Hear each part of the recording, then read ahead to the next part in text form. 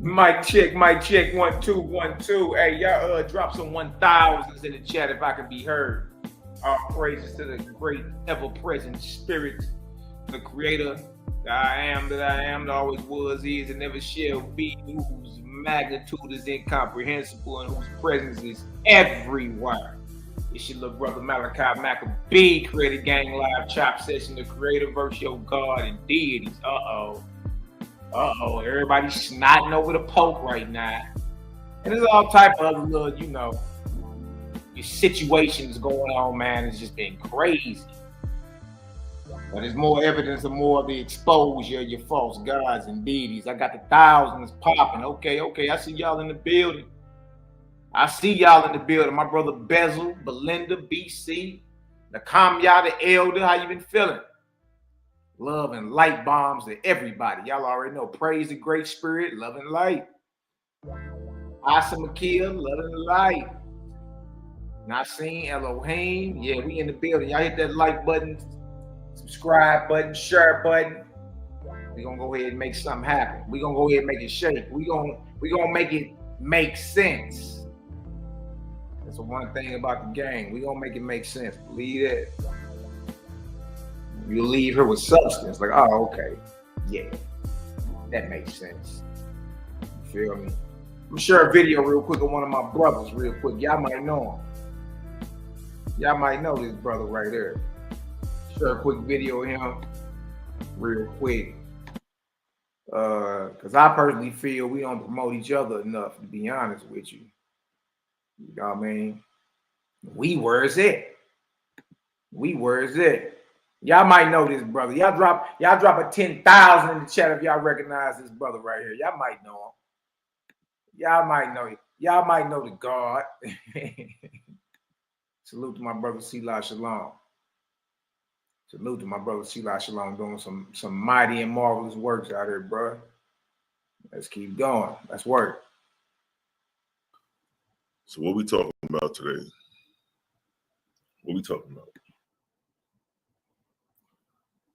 I'm going to talk about the God that inspired the 7-day creation story. See, Go! The Bible or holy books are supposed to be revelations from the spirit world.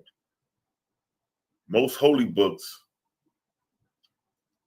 come from the spirit world or the angelical world, right?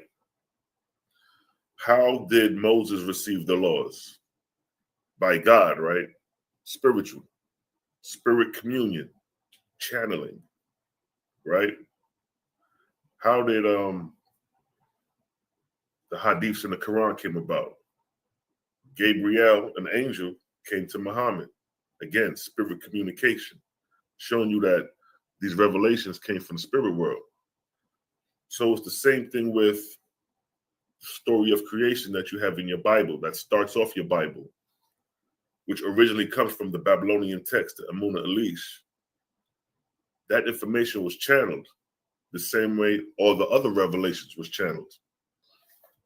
So I'm just going to touch on quickly and briefly the 7-day creation story, show you the God that inspired it. Now, the God that inspired the 7-day creation story was the god Anu-Hassaj. Anu-Hassaj was a god who reigned during the 23rd arc cycle, basically 4th millennium BC to 15th century BC. That's the distance of the 23rd arc cycle after the creation of man.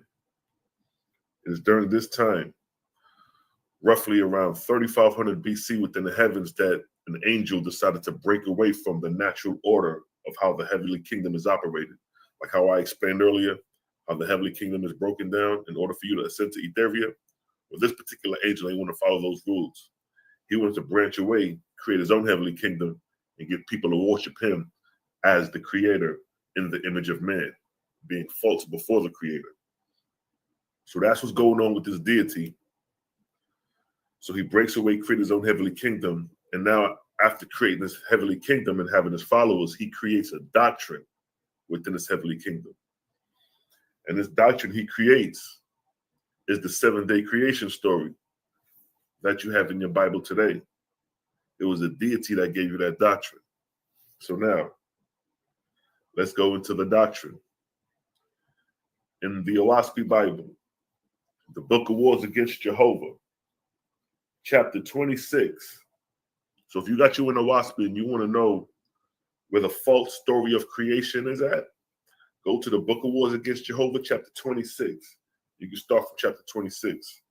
But I'm going to start at verse 11. You're going to go right into it. It says, I, the Lord your God, who am Deities of heaven and earth, declare unto you, my gods and earth rulers, in my own name and with love abounding. So here is the Lord God proclaiming to his other gods, his sub-gods, what he's about to confess. Now, like I told you before, Lord and God are titles bestowed on angels. They're not the creator. But in this instance, he got his followers believing that he is the creator, being Lord and Lord God in the image of man. That's the deception. So now he's going to lay out his story of creation, how things came into be. And this is the same concept that most Christians follow, Muslims, and Hebrew Israelites believe to this day, that this is how creation started with 7 days. Now, verse 12. To declare my doctrines and creations before you, that all the earth may be subdued alike and unto me and mine forever. So his doctrine and his creation tale he's about to say is going to overspread the whole earth. He's going to subdue the earth with this doctrine. So this is why you have these stories of creation coming out of India, China, Egypt, Sumer, because he subdued the whole planet with the story, with his false story of creation. Now, verse 13. To surpass not my own age in my doctrines, nor to explain my axioms, but to surpass the understanding of mortals sufficiently unto their knowledge of earthly things, and so appease their curiosity as to the question they put to ye, my gods. So here he's saying, like, yo, I want to make this so far-reaching that I don't want mortals to comprehend this understanding. Make it to where mortals cannot make sense of this. And that's exactly what you have in your 7-day creation story later when I get to it. So verse 14, neither will I bind myself like Ahura did. Ahura was another false god previously who reigned, fell into hell, and then was redeemed. So he's basically saying like he's not going to go that route of being a false god. He's going to choose another route, basically what he's saying in this sense. Verse 14, neither will I bind myself like Ahura did, for I will not explain who I am, except that man is in my image, except that man is in my own liking, nor when the beginning of things was. So right here, before he even lays out the story, he's telling you the deception. He says, for I will not explain who I am. So God, like I said before, God is a title. It's not a name. So who is this God? So he's telling you, I'm not going to explain who I am. I'm just going to leave the term God out there for you to be curious on who this God is. This is the deception. Before he even lays out the story, he's just briefing his people on a deception. I'm going to read that verse again, verse 14. Neither will I bind myself like Ahura did, for I will not explain who I am, except that man is in my own likeness, nor when the beginning of things was. Verse 15. This heaven I created, and ye also bear witness that I have established the earth in me through your valorous deeds. Verse 16. I who am your God, look not to matters of a day or a year. My times are as one time. From this time forth forever, this heaven and earth are mine, time without end. So now he's just boasting about like how he created the heavens and the earth or whatever. He just basically randomly just gossiping. Verse 17, in which ye behold days and years, and the generations of men on the earth pass rapidly. Who then shall think seriously of the inhabitants that now are yours and mine? So here he's like, when I lay down this story, don't worry about those who's going to receive it at this particular time, but worry about the coming generations, because those are the ones, the stories are going to be ingrained in their mind as the story is told orally throughout the generations, or written down and told throughout the generations. So he's saying, don't be too curious about the people of now, because they're going to question it. They're going to be like, yo, they're going to question us, as you see later on. But the generations to come, those are going to be better suited to believe it. Just like today, you believe the Bible because it's been handed down for generations, so it's already stuck in your mind to believe it, compared to that first generation who may have gotten in question the text. So that's what it's saying right there. So now, here he's going into the story of creation. So check it. Verse 19. In the beginning, I created this heaven and the earth unto my own name and glory. For they were void and without order. Darkness was upon them. Whereupon I moved upon them, saying, let there be light. And there was light. And I drew a line between darkness and light, for they had worshipped the void instead of me. So right there, he's showing you, he's starting his creation story. In the beginning, I created the heavens and the earth. Now, isn't that what starts off your Bible? That's chapter 1, verse 1 in your Bible. But look where it is in the Owaski Bible. Look at all this history prior to that story coming about in the Owaski Bible. This is the 23rd arc cycle after the creation of man, where this story of creation came about. So this is time period is around 3500 BC, but within the heavens, because it didn't reach the earth till around 3000 BC, 29, 27, 2600 BC, around them times is when the text actually got to the earth. But around 3500 BC is when they're establishing the text in the heavens, because the doctrine got to be established in the heavens before it could be manifested on earth. So now he just laying the doctrine out among his scribes and his councilmen in his heavenly kingdom. So with that, let me read that verse 19 one more time. Verse 19. In the beginning, I created this heaven and the earth unto my own name and glory, for they were void and without order. Darkness was upon them, whereupon I moved upon them, saying, let there be light. And there was light. And I drew a line between darkness and light, for they had worshipped the void instead of me. Verse 20, wherefrom I declare this morning and evening of the first day, and I have divided those that were void and established my firmament between them, even as land between water and water. Verse 21, and my firmament is heaven, and I have made it to be over such as were void like water. So here is he's laying out the first story, the first day of creation, and his councilmen are writing what he's saying. Now, verse 27, Osiris said, now Osiris was among one of the scribes writing the story for Anu-Hassaj. This is when Osiris was subservient to Anu-Hassaj before Osiris became independent. As you know, Osiris in Egypt.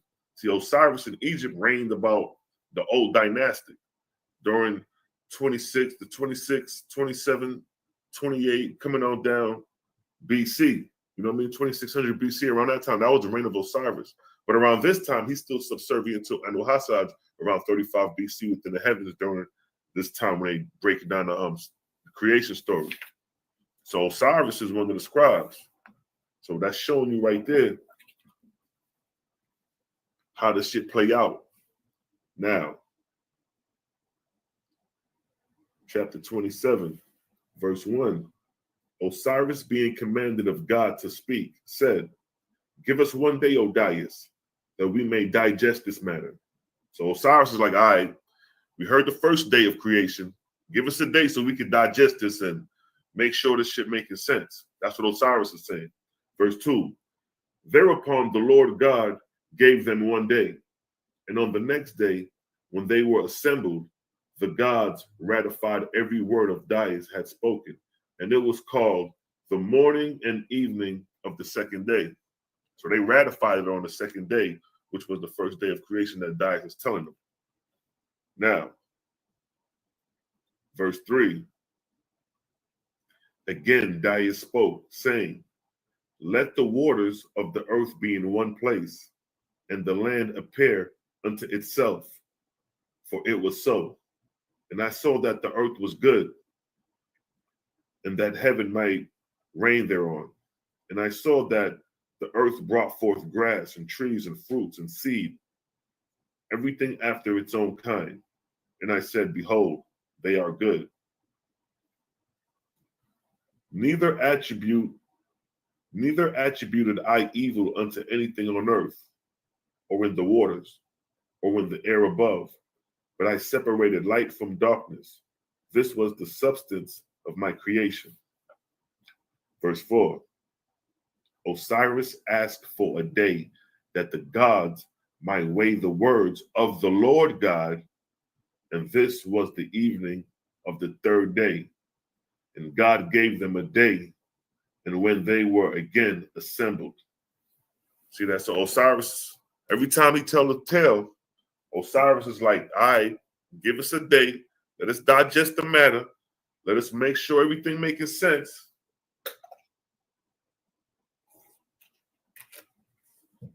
Let me make sure everything making sense before we move on. So once Osiris came back to Deities and said, okay, they ratified it. They made it law. So Deities said, verse 5, let there be gods in the firmament above earth, and they shall separate darkness from the light of the earth, that man may know me and my kingdoms. Verse 6, my God shall teach signs and seasons, and days and years, forever unto the sons of men.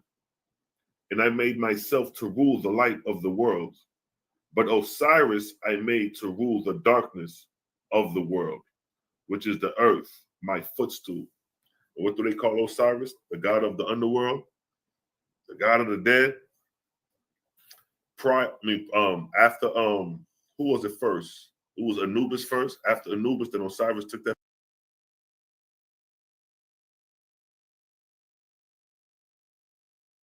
took that position. So now he's setting up his story of creation while Osiris is ratifying the words. Verse 7. Again, Deities gave the gods a day to weigh the matter of his words and to ratify them, which they did, and this was the morning of the fourth day. Verse 8. Again, Deities said, let the waters of the earth bring forth abundantly the moving creatures that live, and let the fowl fly above the earth in the air of the firmament, for they are good. Let them be fruitful and multiply, every living creature, and fill the earth, and the waters of the earth, and the air above the earth, every creature after its own kind. Wherefore my blessing is upon them. So now he's falsely stating that he's creating animals to come forth after their own kind, such as. So he's taking credit for the creator. He's trying to take credit for the creator's work, being a deity, a Lord God, a man sitting on the throne, and he's trying to take credit for the creator's creation. So, verse 9, and the Lord God gave his gods a day to weigh his words and ratify them, which they did. And this was the morning of the fifth day. And then Deities said, and now, my gods, let us make man in our own fashion and in likeness of ourselves. See that? Let's stop right there.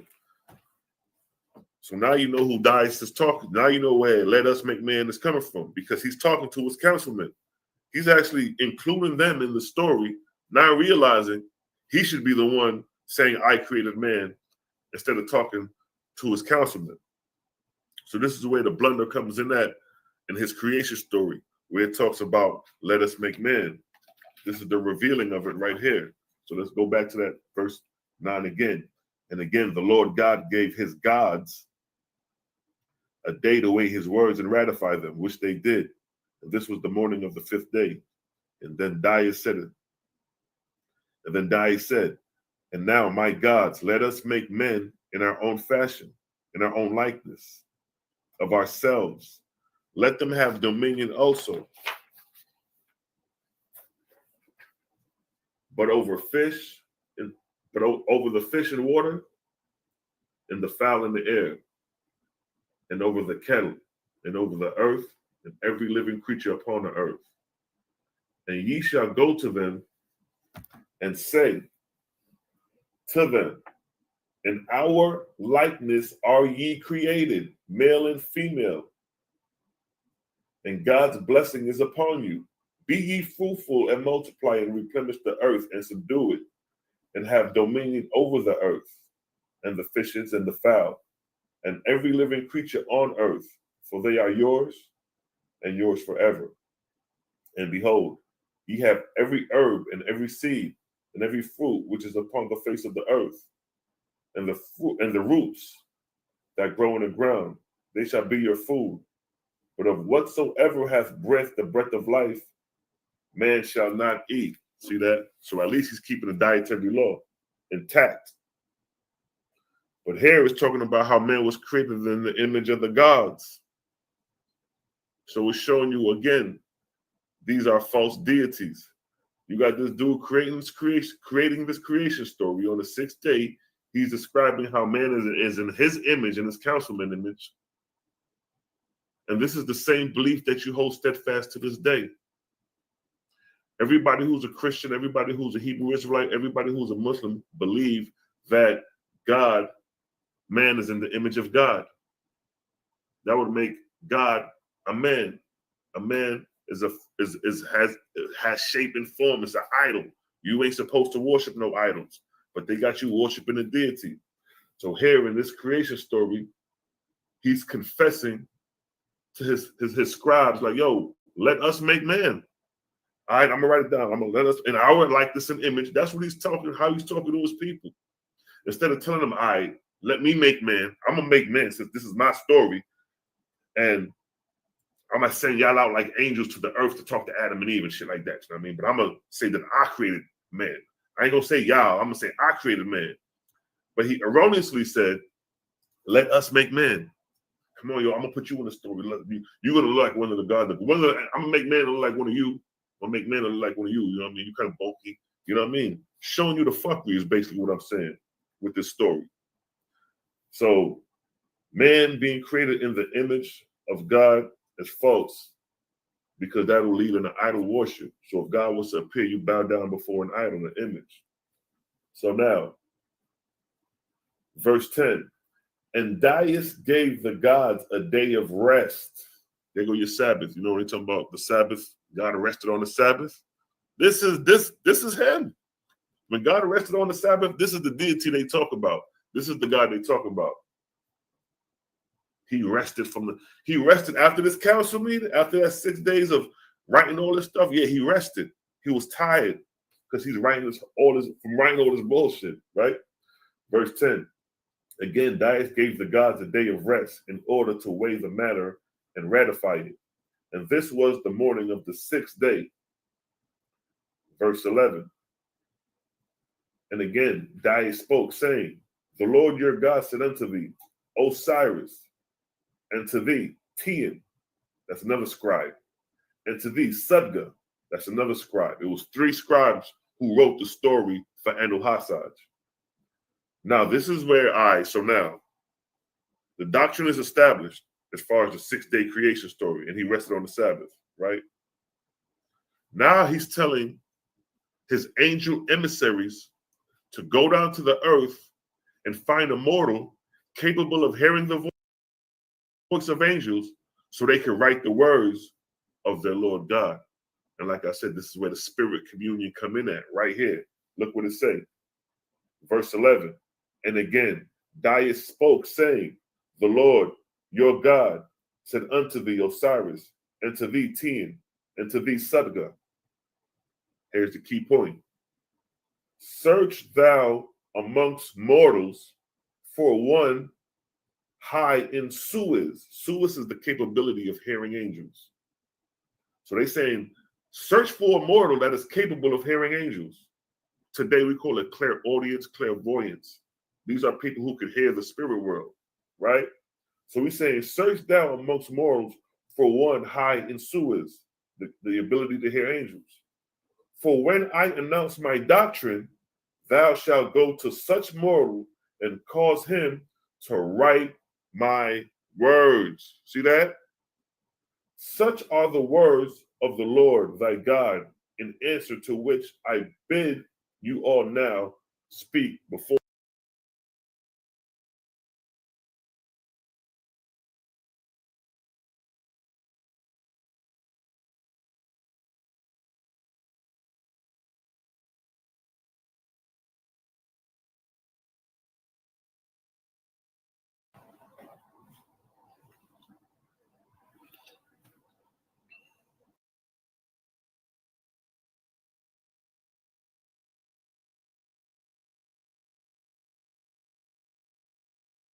Raised quite a stir among prophecy enthusiasts. They are claiming that St. Malachi's vision pointed straight at this year, dubbing this new pope as Peter the Roman, the final piece of the prophetic puzzle. Pope Francis, originally known as Jorge Maria Bergoglio. As soon as Pope Francis entered the church, everyone was shocked because of the prophecy.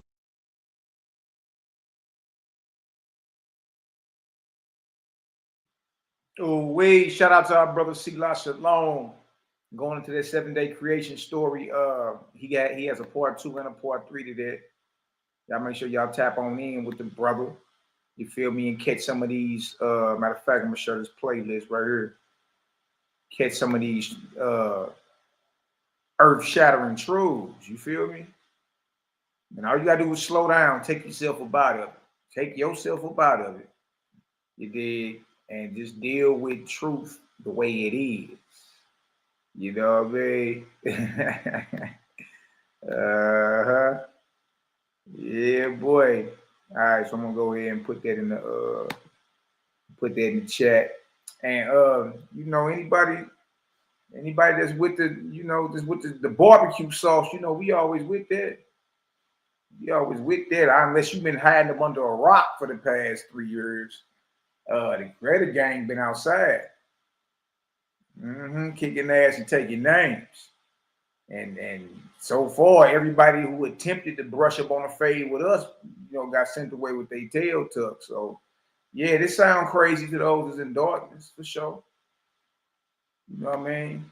But it's talk. It's just talk, you know what I mean? Everybody got a plan until they get rocked. Shout out to Mike Tyson. You got a plan, you got a strategy till you get rocked. All right. I'm about to tap on in real quick and talk about this Pope character. Everybody going crazy right now. Right now they hosting his funeral live. This Pope guy. You know what I mean? And it's supposed to be some type of prophecy about the last Pope written down about 1,000 years ago. What I'm gonna do is share some of this video right here, just to intrigue some of what y'all talking about. Then we gonna get into some high vibrational light. You feel me? Let's go. If one very important saint, Saint Malaki. Now, before you dismiss Malachi. As soon as Pope Francis entered the church, everyone was shocked because of the prophecy of one very important saint, Saint Malaki. Now, before you dismiss this as just another prediction, what if I told you that there's a lot of new evidence that this ancient prophecy is playing out right now? Sounds eerie, right? So let's understand what the prophecy is all about, what has been predicted, and how accurate it is. Now, the current Pope of the Catholic Church, who goes by the name Pope Francis, raised quite a stir among prophecy enthusiasts. They are claiming that St. Malachi's vision pointed straight at this year, dubbing this new Pope as Peter the Roman, the final piece of the prophetic puzzle. Pope Francis, originally known as Jorge Mario Bergoglio from Argentina, has raised questions. Despite his chosen name, some believers argue that hidden within his birth name is a connection to Peter. And get this, they're also making a case that he's a true Roman because his family has Italian roots, even though he's from Argentina. And this is where it starts to get really interesting. Let's travel back in time to figure out where this prophecy comes from. The prophecy of the popes is like a list of 112 mysterious sayings in Latin that tries to tell who the Catholic popes will be, starting with Celestine II. It showed up in 1595, introduced by a monk named Arnold Wyon. He claimed that it came from visions of Saint Malaki, who was an archbishop in the 12th century. The story goes like this. Malaki supposedly had a vision during a trip to Rome that revealed the names of every pope, 112 in total, from his time until the end of days. Think of it like a series of popes, and we're now reaching the last chapter. He wrote down these visions in mysterious verses, sealed them in Vatican's secret archives, and they remained hidden for centuries. Then along came Arnold Wyon, who uncovered this ancient manuscript just in time for a holy conclave in the 16th century. Of all the ancient prophecies in the Roman Catholic Church, Saint Malachi's prophecy stands out as one of the most discussed subjects that has captivated the minds of many historians. While some people question if his predictions are for real, others find them super interesting and surprisingly accurate. And here is where you might want to pay very close attention. According to him, the 112th Pope would be the last one. His words get intense, predicting a tough time for the Holy Roman Church. His prophecy for this year ominously states, "In the final persecution of the Holy Roman Church, there will sit Peter the Roman, who will pasture his sheep through many tribulations. And when these things are finished, the city of 7 hills will be destroyed, and the dreadful judge will judge his..." So they saying that whoever this Pope that's about to go ahead and take the throne over there in the Vatican, he's supposed to be a guy named Peter the Roman. And this was supposedly written down 1,000 years ago, maybe 900 years ago. We're going to read some of it on Wikipedia. You feel me? And it's the 267th Pope. So the dude that just died, Francis, he's the 266th Pope. Now, a lot of people don't know on that same list of popes, the very first Pope is none other than Peter, the disciple of Jesus. That's in the Roman Catholic tradition. Peter, the disciple of Jesus. Ain't that something?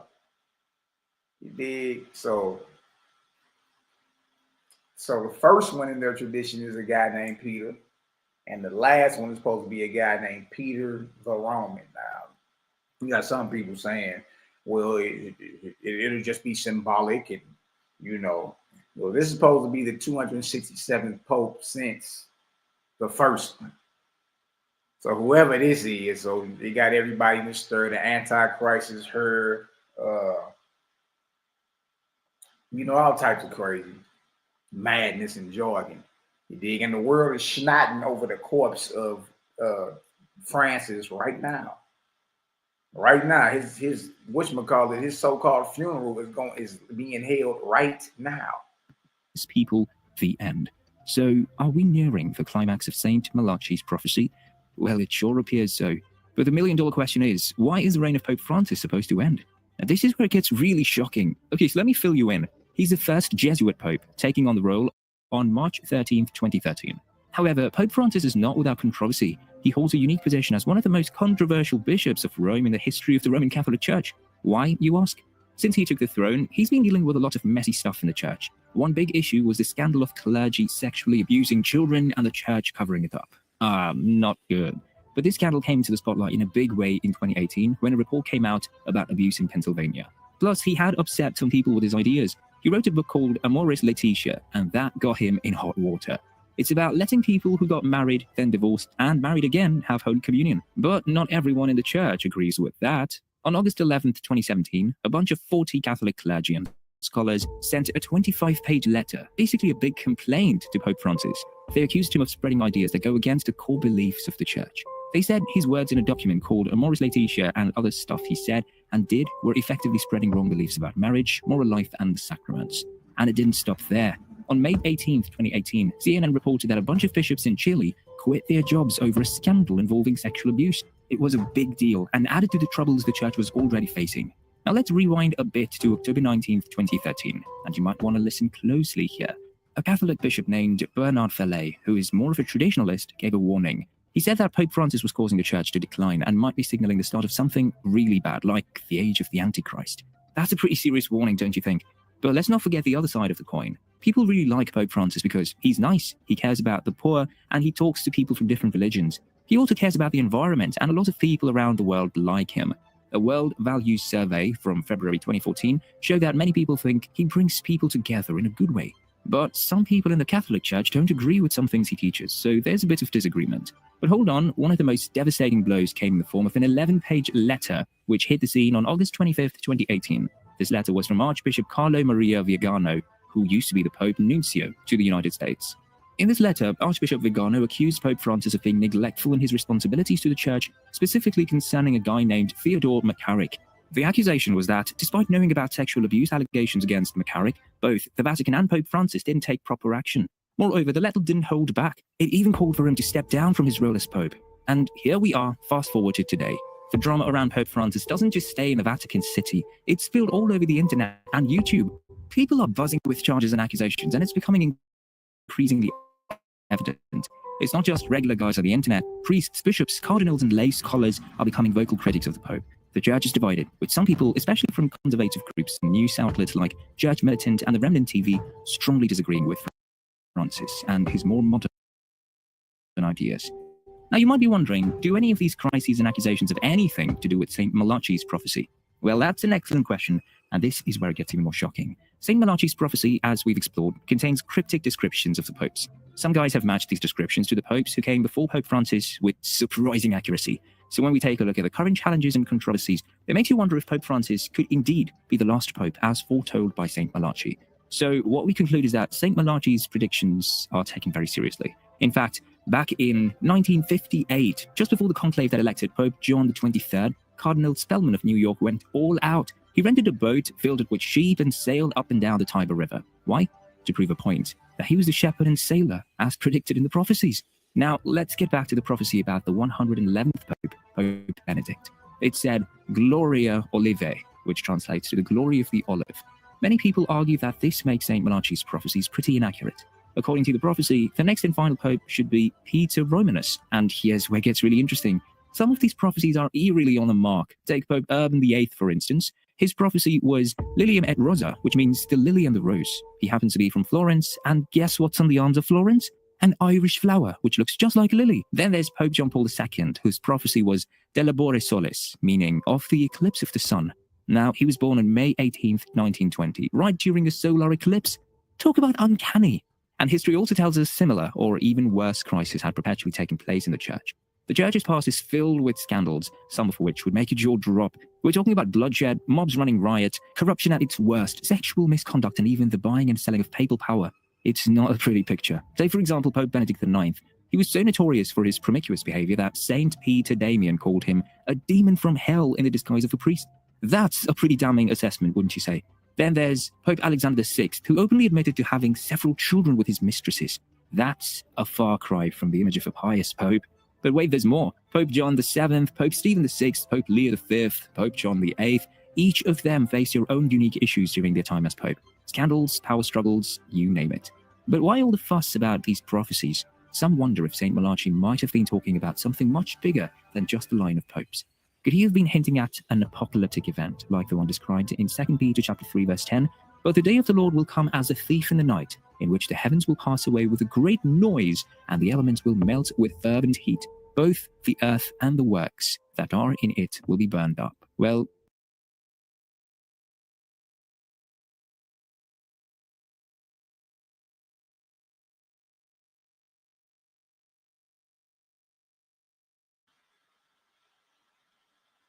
Yeah. So why they snotting over the Pope right now? You know what I mean? I thought we could look at a little something, just real quick. Nothing major. Shout out to everybody in the chat. Love, light, and balance to everybody. This right here is off the newadmin.org.com. This is the list, y'all. The list of popes. From one all the way down, from the first pope, all the way down to this guy Francis who just died. All right. So this is according to their tradition, regardless if you believe it or not. Nobody care about what you believe. In their tradition, right? The first pope is who, yo? First pope is Peter. That's Peter. Peter the disciple. That's who that is. Who they calling Saint Peter. Crazy. Right? And then they get years. And they go all the way down. Yeah. Saint Eusebius, 309 to 310. You know who Eusebius is. Saint Damasus the First. We know who that is. That's the first one to produce a list of the New Testament. Walking on down to these years. Look at that. Boniface the Third, Saint Boniface the Fourth. We ain't looking. We it's 78th Pope, and we in the 600. We in 676. Hold on down. They got these suckers listed in order. In order. Look at that. We in the 1400s, and we get Paul II.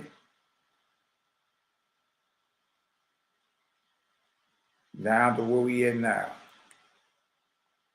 I remember the dude, Pope John Paul. I remember him. I used to wonder what was all the hoopla about. What is y'all snotting over these cats for? But right there, Pope 266 is your boy St. Francis, who just died. Right?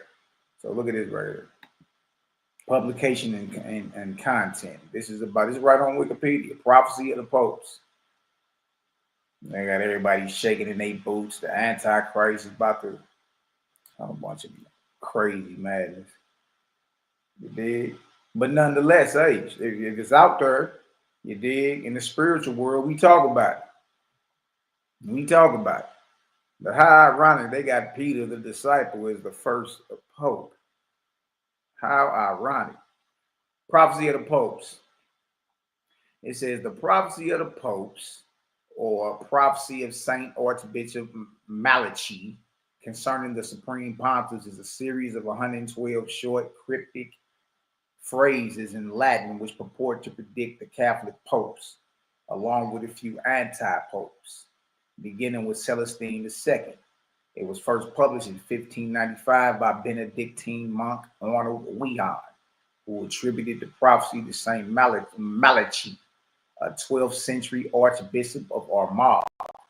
Given the accurate description of popes up to around 1590 and lack of accuracy for the popes that followed, historians generally conclude that the alleged prophecy is a pseudepigraphic fabrication written shortly before publication.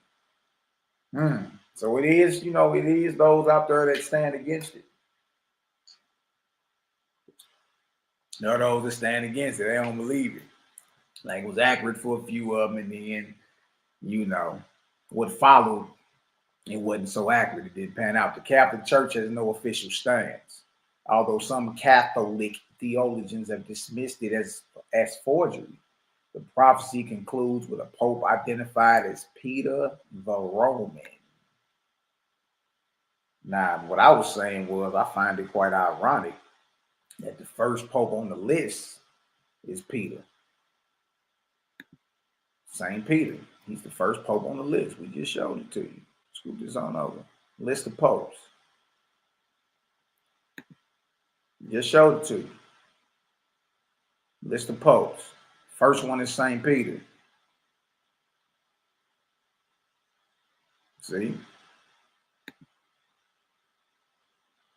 This last one you're supposed to conclude with Peter the Roman.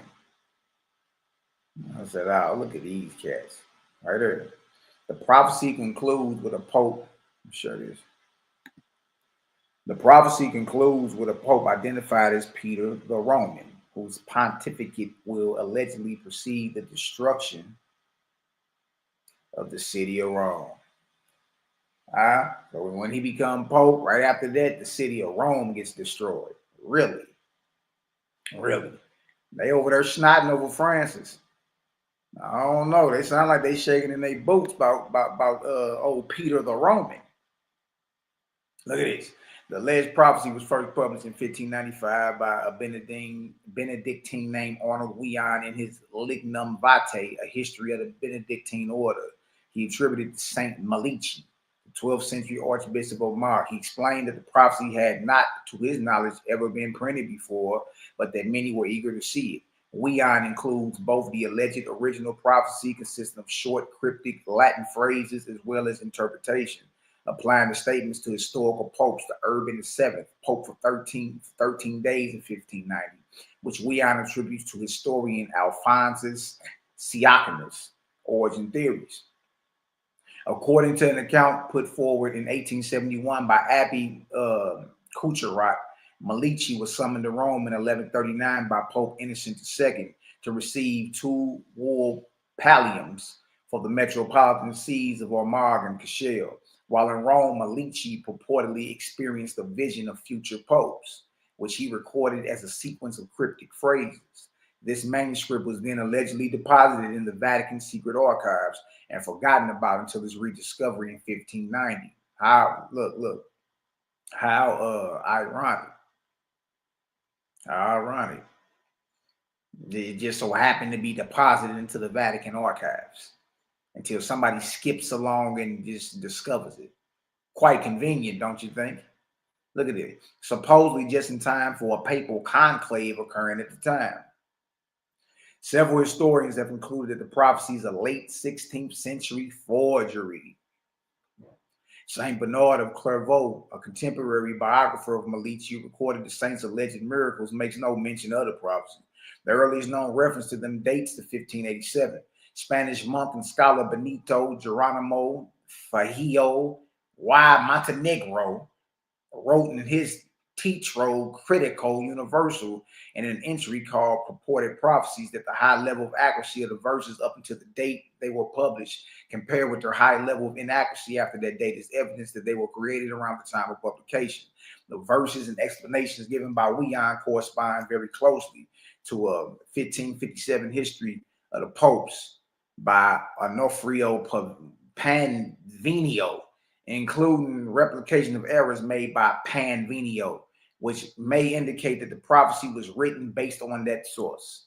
In 1694, Claude Francois Ministrier argued the additional interpretive statements were not written by Chiacanios, as the prophecy was not mentioned in any of his works, nor were the interpretive statements listed among his works. So this is what got some of these evangelicals and superstitious Negroes going crazy right now because the 266th Pope just died, which is Francis. The first is Peter the disciple, according to their tradition. So whoever is supposed to be What do they do? What do they inaugurate or whatever they do? Whatever transfer of spirits they about to do or already have done. Whoever this next one coming, according to their tradition, is supposed to be who the world's calling the Antichrist. And shortly after he becomes, you know what I mean, this so-called 267 Pope, Rome is supposed to be destroyed. So we shall see.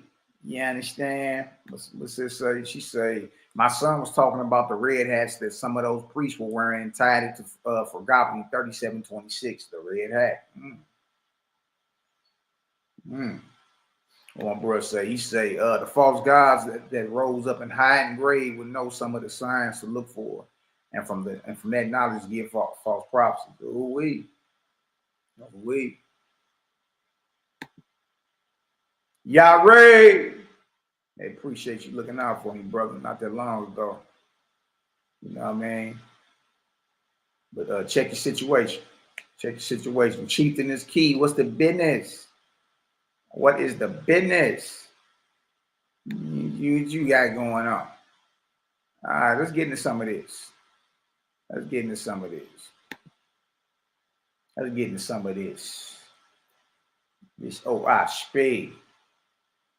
I know somebody mad. Matter of fact, let me read the front of this sucker real quick.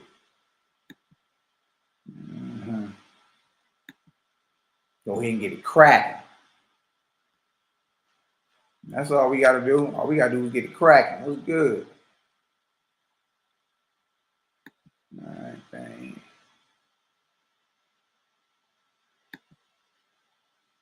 Anybody that want to know what is it, man? What is it you read now? So Millie Mouth misfortunate on one of these platforms. You know, Negroes' feelings be hurt. You be like, look, step in the dojo. Don't talk. You know what I mean? So y'all may be seeing us on social media. Shout out to the CGG Creative Gang, baby. Shout out to my brothers and sisters. And you know, pushing forward. So you may be hearing us post some things on social media that resonates with your soul or your spirit, but you quite don't know what it is. It sounds something like Bible, but it's Bible. I ain't never read the book of judgment or the book of discipline, inspiration. I ain't, bro. What is that? So let's give a brief synopsis of what the game is going with, what we be bringing out. Hold on.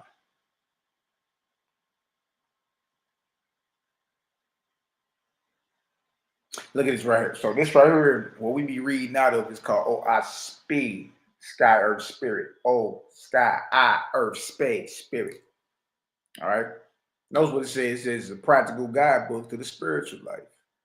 Standard edition and modern American language. Nothing evil or hideous thus far. And this is the cover. This is the very cover page of this thing. And what it says you have a corporeal body and a spiritual body. No one can even argue with that, right? Hear me and I will open your understanding. I come to free not only the corporeal man, but the spiritual man. Look at that. Look at that. So there are systems in place not only to enslave your physical, but also your spirit. I wonder what these are. What are these systems in place that can enslave your soul or your spirit? These quote unquote religions. You feel me? Ran and inspired by these false gods, the very gods that C-Lop was talking about in the beginning on the video. You know what I mean? So this is about liberation and freedom across the board. This ain't even about, you feel me, whatever you think it is. Right? Because if whatever you're talking about is of truth, then it stands on its own. It sits on its own bottom. It stands on its own 10. It don't even need no help in defending itself. It just, when it speaks, it just is what it is. You see? So look at this. It says, yet with your freedom, you also attain to responsibility. So that sooner or later, now then, your fidelity, your faithfulness to your creator and to your fellow man in righteousness, love, and good works shall become the most sacred study of your life. You ain't heard nothing evil. You ain't even heard nothing evil. What you over there foaming at the mouth for? What you over there getting angry for? You got to ask yourself, why am I angry or being aggravated in the spirit off what this brother's reading? For one, they supposedly just words. Two, he ain't even said nothing evil. He ain't even said nothing evil or blood curdling or diabolic. He ain't said nothing about no blood drinking, no seances to the damn devil. He ain't said none of that. So you got to ask yourself, as I'm reading this and you find yourself being aggravated in spirit, can't sit still, angry, foaming at the mouth, ready to go hit something, curse something, ask yourself, what kind of spirit or God have you been entertaining this whole time? The hell are you mad about? That just said your fidelity to your creator, faithfulness, and A-N-D conjunction, and to your fellow man. Your faithfulness and love to your creator, your maker, and your fellow man. What you mad about?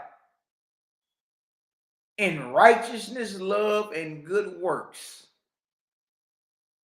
It didn't say in wickedness, hate, and abominable works. Get mad. But you ain't heard nothing blood curdling. So you know where the problem lies? When we read higher light, you just so aggravated, so offended, can't sit still, searching for the cool side of the pillow all night. Realize I don't got nothing to even come back against them boys with. You got to ask yourself, why would my spirit be aggravated over what they bringing out? There's only one reason. There's only one reason that the supposed light get mad at some old light when they come around. That supposed light was darkness. That's it. If you know anything, more light just adds more light to the situation. There's nothing to be mad about. It's just more clarity. Look at this. You over here mad. What you mad about? What you mad about? I already know. You dedicated years. You know what I mean? What if what you was doing was off a little taste or a lot of taste? What if you've been entertaining a false one this whole time? Pump faking like it's the creator, the God maker, the maker of suns, moons, and stars. What if? Oh, no, not me. Not me. How you know? What you got to go off of? What rubric? What read? What measurement stick you got to go off of? Because majority of the Negroes we ask, would you kill your child if your God told you to? You niggas come vomiting you out your mouth. Projectile vomiting. Hell yeah. How the hell you know you ain't been sucking at the paps of a damn devil this whole time, pump faking like it's the creator? If soon as the wind blow and skip across your damn earlobes with too much atmospheric pressure, guess what you gonna do? Press play on killing your child because you swear it's your God talking to you. Nobody trying no spirit by no spirit. You just lackadaisical, vulnerable, all open, just wait. Whatever miracle, whatever visitation you get, you just all in on it. No questions asked. Look at this. Look at this. Your God does not come. Check this out. Your God does not come in this era as a dictator, but as your elder brother. Now that's liberating right there. That's freedom right there, boy. What you mean your elder brother? Hold on. God who you've been getting your kneecaps dusty to. And depending on what religion, boy, if you was a Muslim, boy, you got to get right behind another nigga's rectum.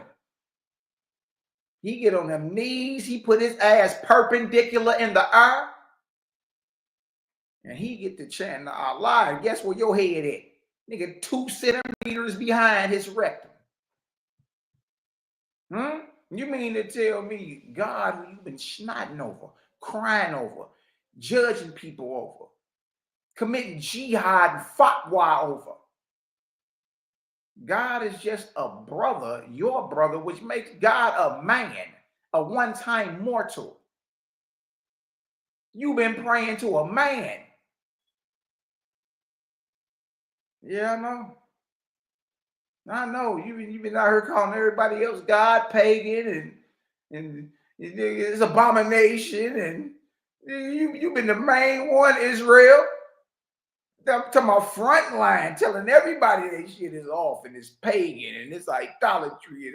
And come to find out you in the same pile. The one you call God. Could it be you've been hoodwinked even by God? And through that, you don't know nothing about the creator, God's maker. You don't know nothing about the heavenly kingdoms and the emancipated, the countless, numberless worlds and the system and all. Man, you don't know nothing about nothing. You just know you're going to die and either go to heaven or hell. What we going to do when we get there? Shit, I don't even know. You kept chasing your tail. You're chasing your tail for the past 6,000 years. Beautiful thing about it, ain't none of this your fault. Look what else it says. It says, again, your God does not come in this era as a dictator, but as your elder brother. So when you hear us saying peace to the God and peace to the goddesses, you know what I mean? We talking about y'all. We talking about us. Because one day that's what you will be. You rise in rank and become that. God is what you become. God is not who you worship. God is who you become. Remember, God has a maker. Look at this. It says right here, with ample experience, but as your elder brother with ample experience, nor do I command, saying, you shall believe.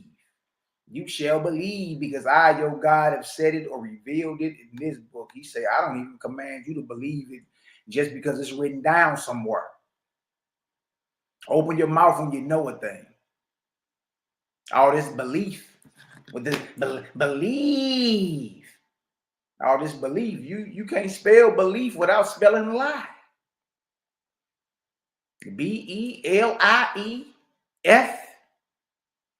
You can't spell belief without spelling lie. Yeah, so if you still pumping the belief, guess what is a strong possibility of that you've been lied to? Open your mouth when you know something. The difference between knowing your mama, or believing your mama,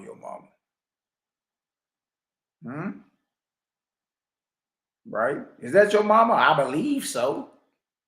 Oh yeah, that's my mama right there. See, there's a difference between knowing something and believing. So it says even here, you should believe because I, your God, have said it. It says, nor do I command, saying, you shall believe because I, your God, have said it or revealed it in this book. He said, don't even believe nothing just because it's written down. Nevertheless, through our speed, light of Jehovah the Creator is revealed to man. And man is to judge himself. Don't spill your coffee. Bible already says if you judge yourself, you wouldn't be judged. If we judge ourselves, we wouldn't be judged. So stop again. What are you aggravated about? Bible says judge yourself and labor to save himself. What are you mad about? Bible tell you to deliver yourself. Work out your own salvation, right? Look at this. So that by this he may have honor and glory for the will of the Creator. See, now you're going to learn something today. You're going to learn something today. For the will of the Creator is not for man to be forever led. You're not supposed to be in sippy cup mode your whole life. Tiptoeing through the tulips. Be told to walk up to the curb and look both ways. Look left, look right, look left again. Is it clear? It's clear. Okay, now we can. No. You're supposed to progress and advance, right? For the will of the Creator is not for man to be forever led, but for man to ultimately have the light. Have the light. Don't say have the darkness. This is have the light of practicing good works organically from a short legger up, from a short runner, from a child up. That's the will of the Creator. That you'll have a light to practice good works organically. I mean, it's a constitutional growth. It's really what it is. You see? If y'all get some understanding, y'all spit some vortices up in the chat, man. Y'all see what we doing. You dig? CGG is in the building. They want a little taste. How we navigate. Let's get to it. And that's just for anybody that wants to know, like, man, what is this, man? Dang, it's how we read. I be singing it. We're gonna go through this book of Judges.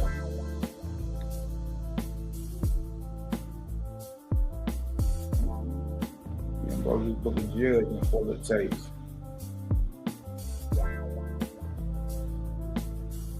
Basically, this is an open chop session, you know.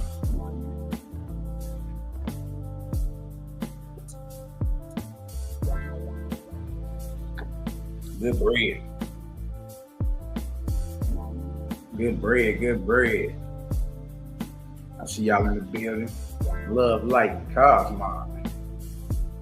Love, light, and cosmos to the family. Yeah. Shout out to the haters, jaw jackers, and naysayers. Yeah. We love y'all too. Shout out to the CGG, Credit Gang, 4 horsemen in the building. You know what I mean? And truly, hey, look, ain't nobody in a better position than us. I'm telling you, it's all type of madness going on. Your boy Pope Francis just died. Kanye West admitted to taking speedballs to the face from his male cousin. Who the hell is it? Your boy Shay trying to get shook down for $50 million. I mean, all the RICO cases, the murder for hire, dealing with these rap niggas. Man, it's a lot. It's a lot. You know what I mean? You sit back and just watch the world and be like, boy, you start exposing them deities, boy, all this stuff started coming out, boy, and coming out. Them deities start getting exposed, boy. You see where they hiding at. They got that influence, you know what I mean? All right, I see voices up in the chat. Let's read some of this. We in the book of Judgment, chapter 23. Oh, I speak headshot. Headshot. Prayers up for our Imam Robbie Dobson as well, our sister Kabnan. Yeah, I heard Dana putting the sister on hospice. I believe the sister's pushing 80, close to 80, something like that. But it was good talking to her a few times. I got to talk to her, just hearing her testimony and all that. It was very powerful.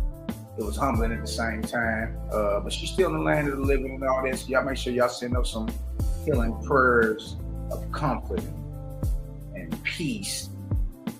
All that good stuff in between for Imam Robbie Dobson, her family, you know what I mean, and her extended family, and all that may have came from that tree. You feel me? And it was good that the sister ended up getting got the message of being plant-based. She got it late in life, but she ended up getting it. And when she jumped on that, it reversed her diabetes. It reversed her diabetes in her 70s. In her 70s, you know what I mean?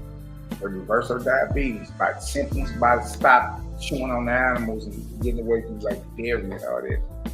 And she didn't even need to take medicine anymore and all that. You feel me? So shout out to E-Ma, Robbie Dobson in the field. And our sister Panay, Credit Gang. You know we love you. All right. Let's get into this. Chapter 23, Book of Judgment. God judges ooze, commonly called the world's people. God said, remember, God is your brother. All right. God said, I have not come in this era to judge the drunkard, the harlot. Oh man, hold on. I'm over here talking about it.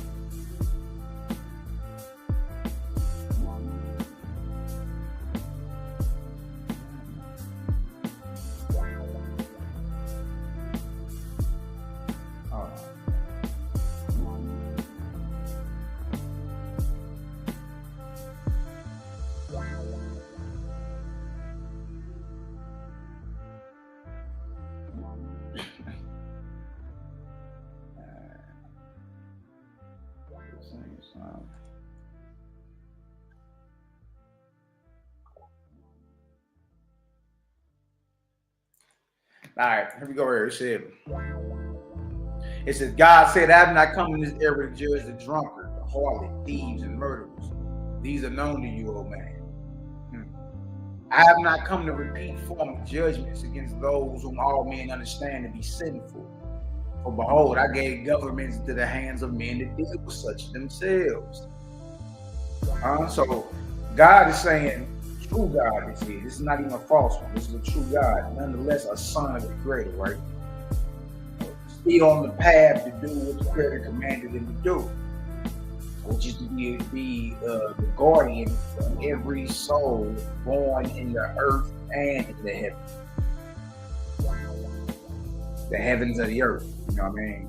That's God's job. God is responsible for billions of souls at one time, amongst mortals and angels. You see what I'm saying? So look at it. So God is telling you, I ain't here to talk about what you already know. Right? Look what he say. But I come to the leaders of men, the kings, queens, emperors, and presidents. Yeah, President Trump. And to philosophers, men of learning, priests, rabbis, cardinals, and who? Popes.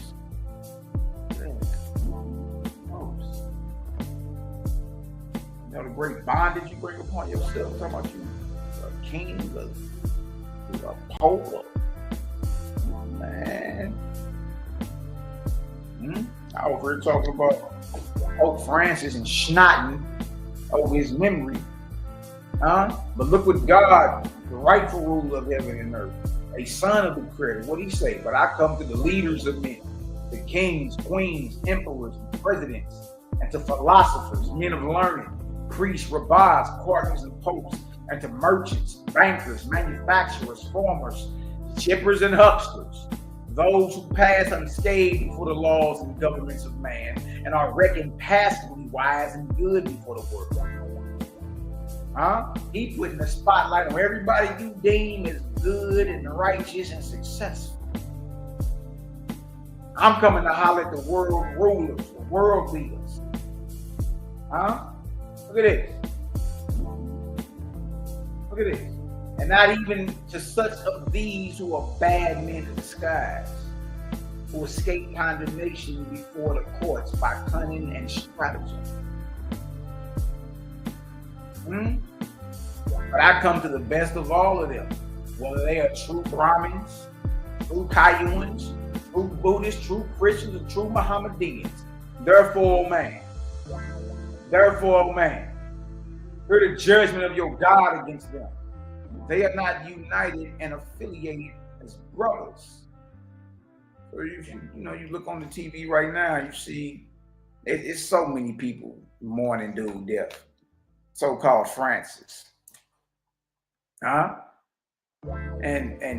the world leaders, the best of the best of them, which God said I'm hollering at. See the responsibility? You're responsible for all that. I'm hollering at the best, those who puff and pout themselves up as fancy decorated leaders and world rulers and presidents and kings and queens and popes. Huh?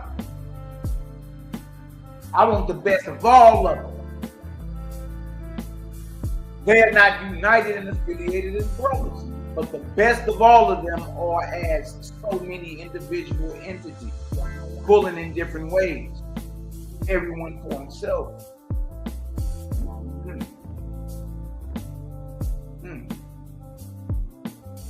The Brahmins are not communal.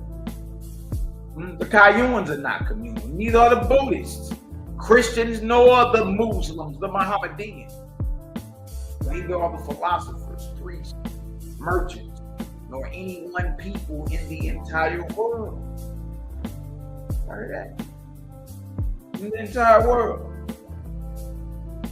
Like it's all a facade. Y'all over here praising these folks and seal clapping. It's all a facade. All right, like they won't none of them live in a brotherhood. Oh wait, let's get back into it. Watch this. Watch this. There is no fullness of heaven among any of them. They are divided into thousands of ideas and projects. You think all these people united? Look at this. No, now hear me, O man, and consider the wisdom of your God. Look at trip off this. He say, Satan is wiser than any of these I have named. Bag drop, boy. Bag drop. All these are religions offered by false gods. Look what he say. Back up to verse 9. The Brahmins are not communal. The Kayuans are not communal. Neither are the Buddhists, Christians, nor the Mohammedans. Neither are the philosophers, priests, merchants, nor any one people in the entire world. Jump down to verse 11. Now hear me, O man, and consider the wisdom of your God. Satan is wiser than any of these I have named. Dang. Look at it. This is why he say that. Why he say that? For Satan has made armies of soldiers communal. Then, he has discovered the power of affiliation and discipline. Behold, 1,000 soldiers are more efficient than 10,000 unorganized men. Now he says Satan is more wiser than your Christians, your Muslims, your Buddhists, your Brahmins, your Kayuans. Because out of all these so-called false religions by these false gods, ain't none of them found out about the power of affiliation and unity. Even if it's in a bad, even if it's in the wrong manner, it's still power in numbers. You see that with the gangs. You see that with mercenaries, special ops and all that. Whatever you're doing, they gotta be one vision and one goal. You know what I mean? And working together in a concentrated effort to go ahead and press play on it and get that done, regardless of the matter. So he's saying out of all the Christians, the Muslims, the Buddhists, the Brahmins, the Kayuans, he said none of them are communal, none of them really about brotherhood, they all for themselves. Right? And then this would apply to the Catholics as well. This applies to the Catholics as well. And he says Satan more wise than them because he has made armies of soldiers communal. And he has discovered the power of affiliation and discipline. Behold, 1,000 soldiers are more efficient than 10,000 unorganized men. Look at this. Look at this right here. What? Surgical with this old watch people, I'm telling you. It's a whole different light. The most feared book in this world is the Old I Speak. And it ain't feared for anything either. What about that? Shout out to my brother Cosmo Cal. He supposed to be on Paradigm Shit TV tonight. Cal, drop the link in the chat if you can, brother. You're still on there. Y'all go over there, like, subscribe, share. Cosmo Cal will be on Paradigm Shit TV tonight at 8:15 p.m. East Coast time. So wherever you at, adjust accordingly. You know what I mean? Shout out to my brother, the Cloud Kicker, Cosmo Cal. Brother Sheila Shalom in the building. Y'all gonna like, subscribe, share. You dig? CGG is in the field and Big E. Easy work. Judgment is rendered against the best of men in the world because they are inorganic for righteousness. See, you ain't sincere, you inorganic, you're not organized, you're not affiliated. The judgment is rendered against the best of niggas in the world, best of men. That you puff up as your soul just wise and exuberating. Huh? Judgment is rendered against the best of men in the world. Why, Malachi? Because they are inorganic for righteousness. Yeah, you organic for some evil. Press play on darkness all the time. When it comes down to really, going forth and putting our hand to the plow to establish the Creator's kingdom on earth. His kingdoms in the heavens are already established. There's countless of them.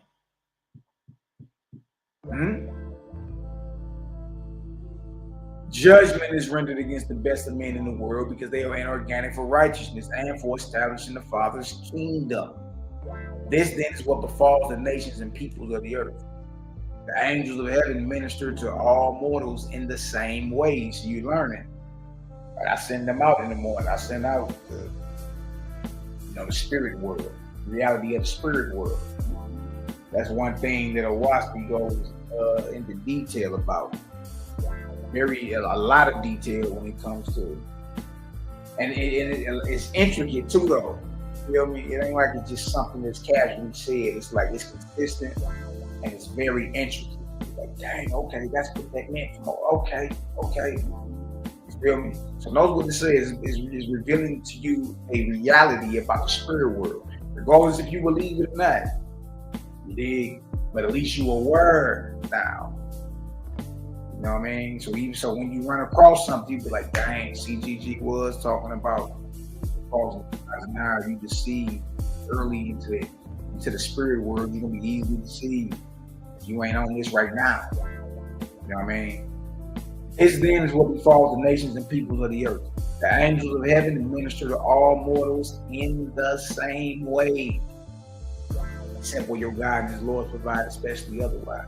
The inorganic heavenly regions minister to the inorganic inhabitants of the earth. Same rules apply.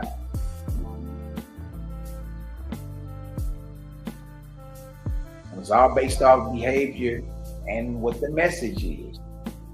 And the behavior comes behind with the message. You know what I mean? Now behold, we in the book of Judgment, chapter 23, verse 16. Now behold, I said to you in the former times, try the spirits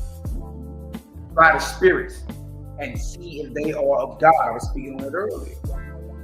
We especially in a time and age where everybody claim they so spiritual, it ain't no discernment, it ain't no trying or testing of the spirits or that inspiration to come across you at all. It's as soon as it come knocking, you all good with it. As soon as it come knocking, you got a battery in your back. As soon as it come knocking. Ain't no, hold on, who are you? What is that? What you got for us? No, ain't none of that. It's just, I believe God said it. God said it, hell yeah, I'm gonna do it. You supposed to be out here testing them inspirations when they skip across your plate. I'm knocking at the door of your mind. Nah, who is that? What you want? You want me to do what? Nah, you gotta go. I don't even agree to that. I don't agree to give you no type of authority over nobody over this way. You stay over here, you're gonna get this light. That's it. Now behold, I said to you in the former times, try the spirits to see if they are of God. For the angels who wander about on the earth do not know my kingdoms. Listen. You want to know what a wandering spirit is? You know what a wandering spirit? A spirit that wanders. No destination. Just Charlie Brown, dust head. Out of bounds. He said, you better be testing and trying these spirits if they are of God.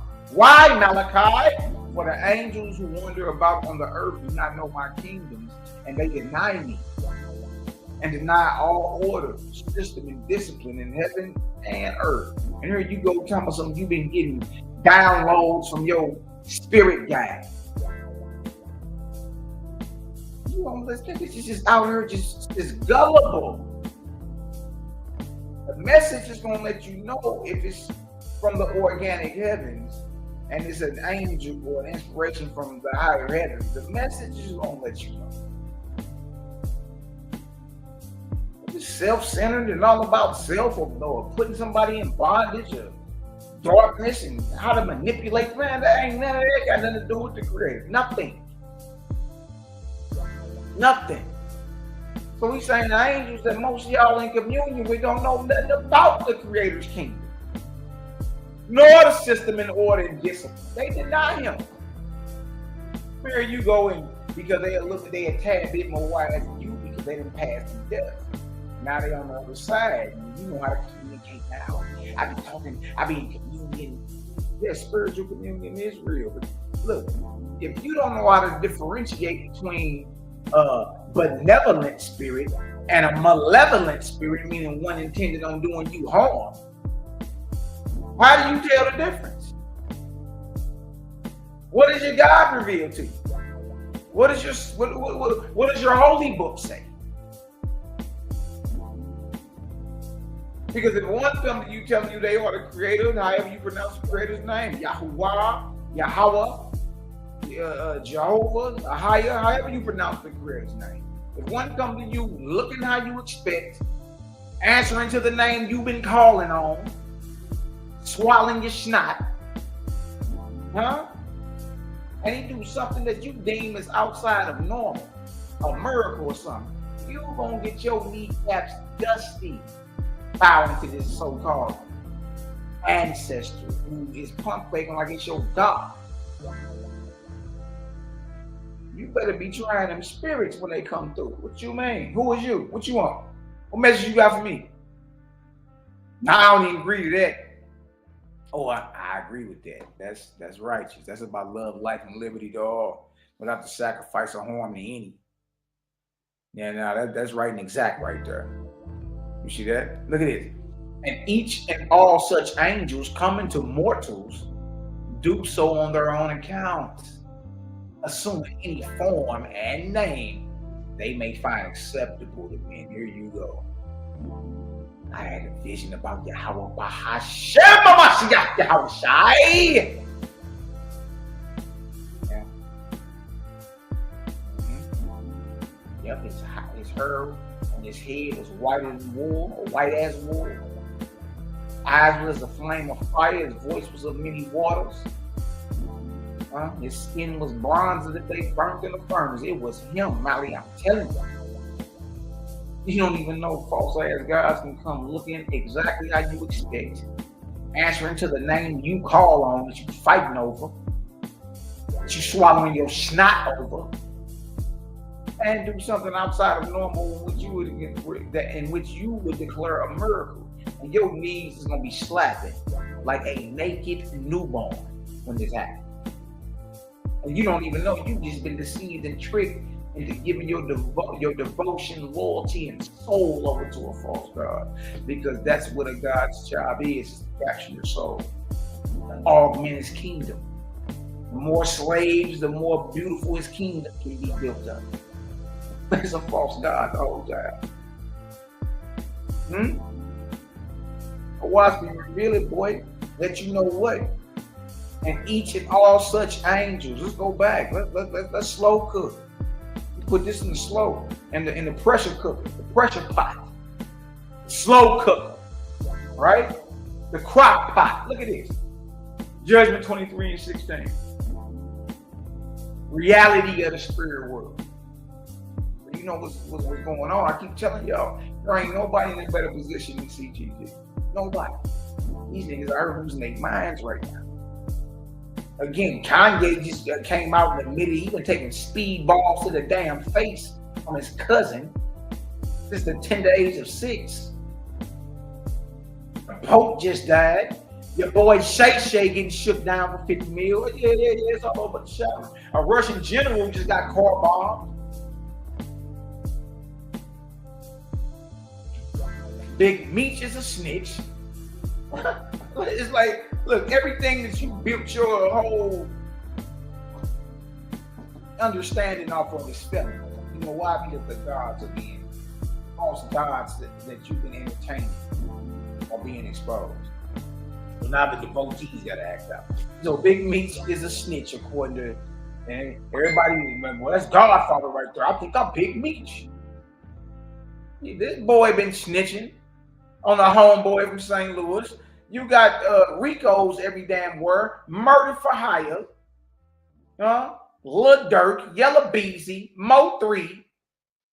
The hell is really going on around here? The hell is really going on? It ain't nothing but darkness around this junk. Let's go back to this. Judgment 23:16. Watch this. Watch this.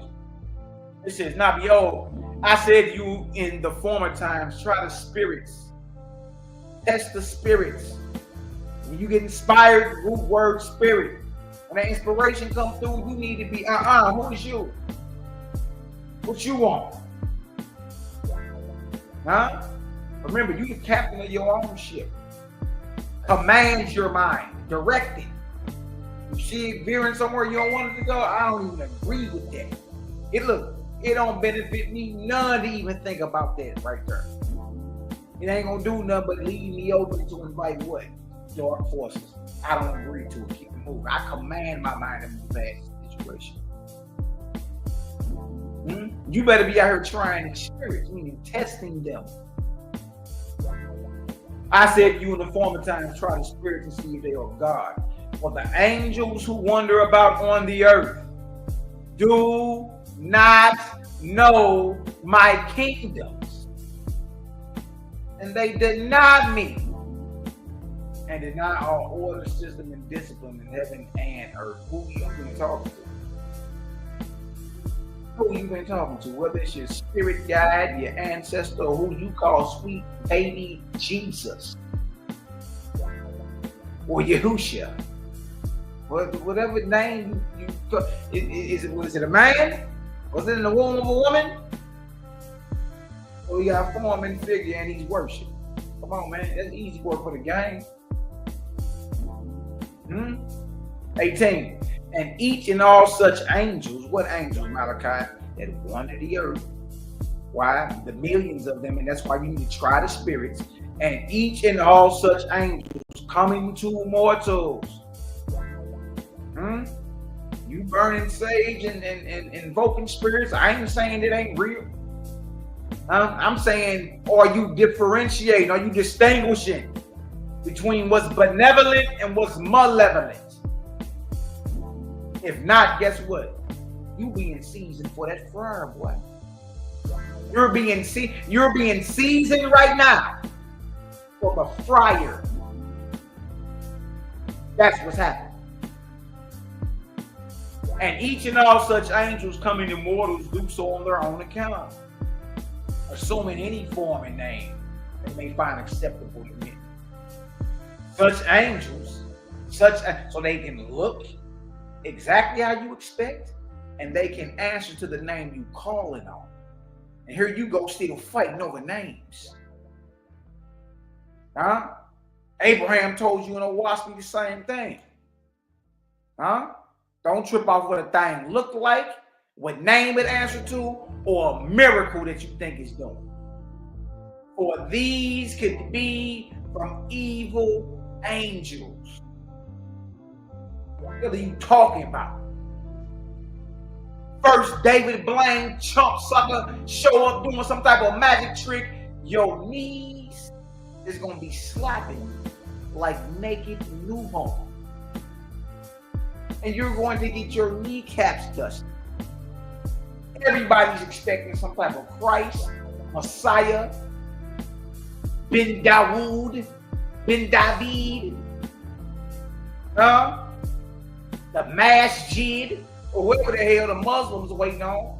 Man, majority of the world is in the seasoning already, getting prepared for that fire. Yes. You already been conditioned. All they got to do is show up looking how you expect. Answering to the name you call on. You've been praying to because you've been a little one. And do something that you call a miracle, like levitate or something, or move something without touching it, and you're going to be, oh, this got to be him. You looking like him, and he answering to the name and doing what and you just so gullible.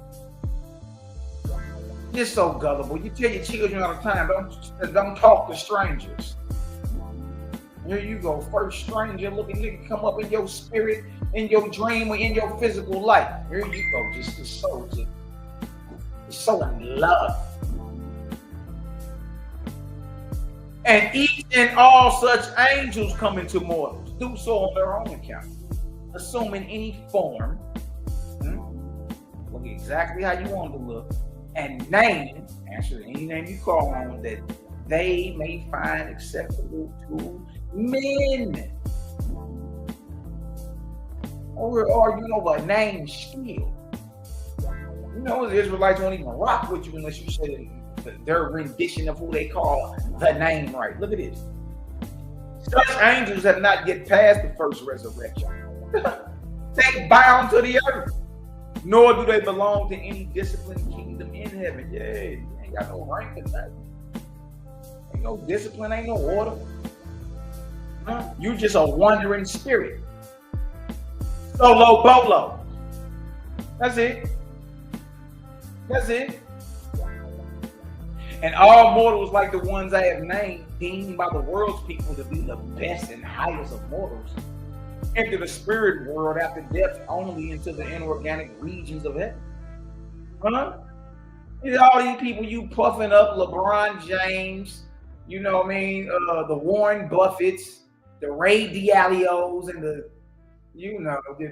Elon Musk and Donald Trumps and Vladimir Ben Putin. I don't even know how to say that Negro's name over in China. Chen Pin, whatever the hell his name is. Know what it says. And all mortals like the ones I have named, deemed by the world's people to be the best and highest of mortals, enter the spirit world only into the inorganic regions of heaven. They ain't even on the right path to get into the creators.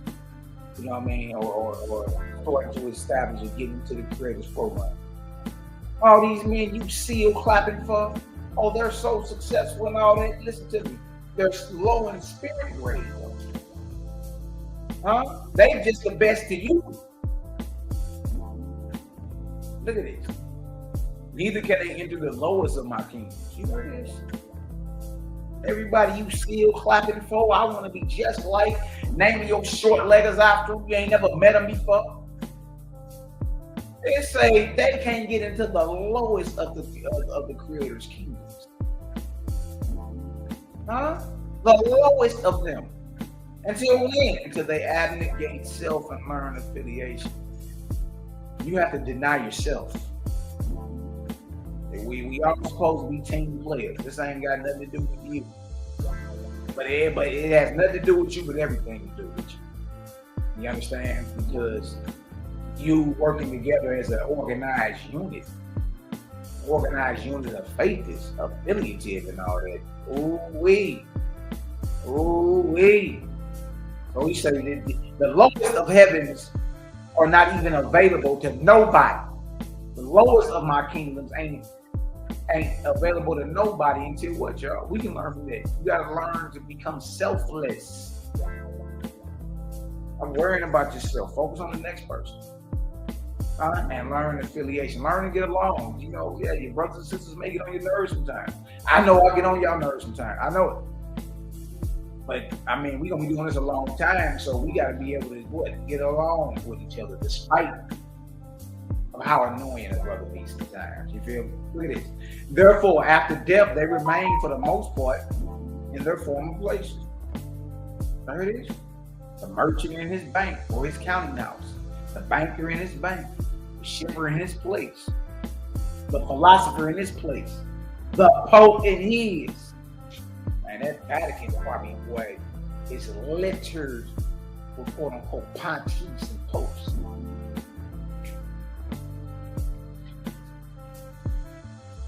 You see that? Because they're not worthy of the lowest of the Creator's kingdoms. So guess what they remain after death? They become wandering spirits. And guess where he at? Because he loved his money so much. In the very bank that he don't even own no more. The Pope is in the Vatican, wandering, a wandering spirit. Until it's time to pay back to the board what you owe, boy. The Pope in his, the King in his, the former in his.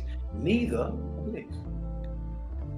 Negroes getting mad or all type. Oh, we're mad about this OWASP. This OWASP is damaging for the false gods and whatever program they thought they had going. It's damaging, man. It's damaging. Like my one brother say, it's a hard sell. But it's a marvelous one. I ain't gonna lie to you. Because we know that they know they ain't got nothing for it. You got nothing for this. You know, you just got talking. You ain't got nothing for it though. Look at this. Neither do they have power or wisdom to go to any other place. After death, you're getting a glance or a glimpse into the spirit world. We send these out every morning. Like, dang, okay. Dang, so that's what happened. Okay. It's a whole system in order, and the system in order has been the same since it was created. Yeah.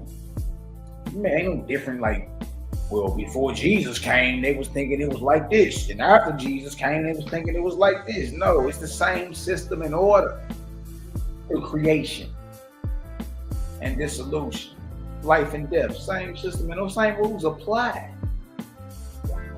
Same rules apply. See that? Look at it. Neither do they have power or wisdom to go to any other place. They stroll about like one that has lost his master. Like a wounded, wet dog. You see this? You see this? This is what you call paradise? Do you see the bondage? You know what I mean? Do you see the bondage that is placed upon man? When he assumes to be a fancy, decorated leader, a pope, a king, hell to the no, I wouldn't want to be in none of their shoes.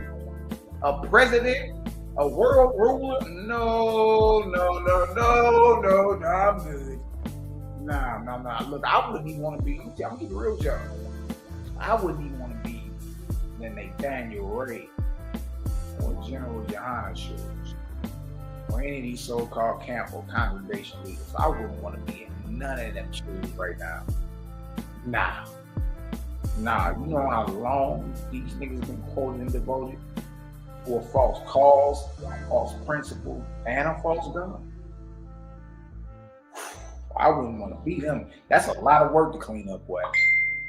You might as well get started now. Shit, that's what I did. I said, oh, hell no, stop the bus now. We turning around right now. It's too much to clean up. Bro, you might as well go ahead and start cleaning all this mess up right now. You dig? Whoever get mad, man. Whatever. Shit. Ain't got nothing to do with me. Whoever think what they think, whatever. They ain't got nothing to do with me. You got a right to your own opinion. And I got every right not to give a damn about it. Straight up. You know what I mean? Look at the right. Neither do they have power or wisdom to go to any other place, and they stroll about like one that has lost his master, nor will they affiliate with other angels. Look at you. You know, that starts now. Like, your next door neighbor probably live 10 feet away from you. And you talk, you know what I mean? Like, you can start practicing being affiliative in your everyday life. By just being neighborly. Talk. You know what I mean? Say something that'll bring a smile to somebody's face or something. Stop being scandal your whole life and evil and having evil suspicions and nothing but doom and gloom for your future. What you ain't no hope and it's just doom and gloom. Huh? So that same type of isolated spirit, you dig? I'm not a people person spirit that travel with you to the other side. But you need to be affiliated. No way affiliate with other angels, but in stubbornness and moroseness, persist in working out an individual entity until they have broken down in sorrow and darkness. Look at that. You just bullheaded. You think you about to be in some type of kingdoms of paradise by yourself because you've been taught that salvation is selfish. Now, listen to me. I love to be the bearer of bad news when it comes to a false ass God. No, salvation is selfless, not selfish. Selfless. Huh? Because you see what the stubborn spirit gonna do. Persist in working out an individual entity until they are broken down in sorrow and darkness, which may be in a few years, or it may be hundreds of years. And then my holy ones come to them and carry them away. My Assyrian schools. Now you're on the right path. As a newborn spirit, you can enter into the Creator's program. Start learning His thing. But look, all that can be avoided if you start cleaning up your mess right now. See, you can die and cross over. It's just your time gonna be delayed till you get to these schools right here. And this is the first stop for faithists. When we die, that's where we at. We write the newborn academies of the Creator. Let's get it cracking. What's good? You dig? But look how long. It could be hundreds of years about till you get there, or your loved one get there. The beautiful thing, they eventually all get there. You get there. You know what I mean? It's just it's too much going on to be lackadaisical about this. You got to jump out there and press play. You feel me? And what the hell we doing? Wading in the water, waiting till this day to come to go ahead and start trying to get right. Nah, not me. You dig? If y'all get some understanding, drop a 9,000 in the chat, man. CGG is in the building. Credit gang. Shout out to my brother Daryl Cosmon, Robert McCall, Donatello of the Turtle Gang. You dig? Love and light bomb to the family, man. You dig? What my brother say, he say Israel is one of the greatest deceptions ever. Man, big facts, man. Big facts. Yeah, you don't even know. It be almost scary. Like, now the hell, y'all, man, look. They might as well go ahead and get it cracking. Nah, I wouldn't want to be in the man. I wouldn't want to be Nathaniel way out UIC.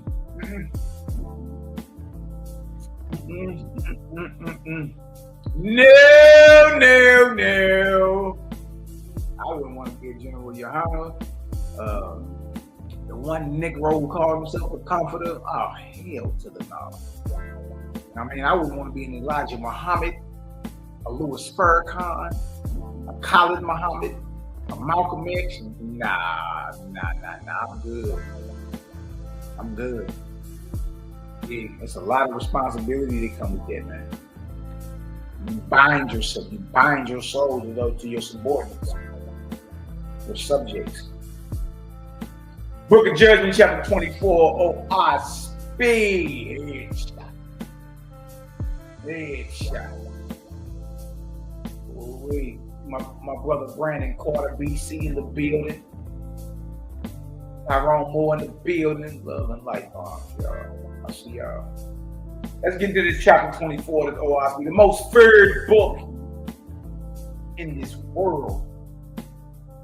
And y'all, not for no type of evil, no type of wickedness, no type of blood drinking, no type of chopped off goat heads, no type of seances to the damn devil, no type of racial bigotry and making women in other nations second-class citizens.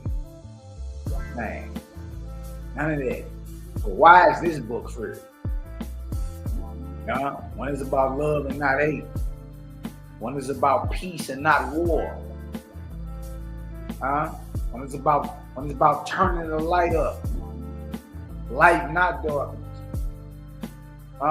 Liberty and not bondage.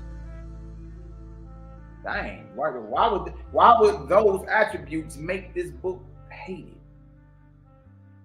Why? Because you know what?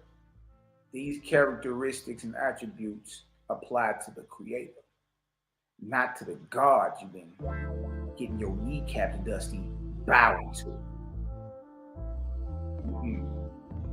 Book of Judgment, OSB, chapter 24.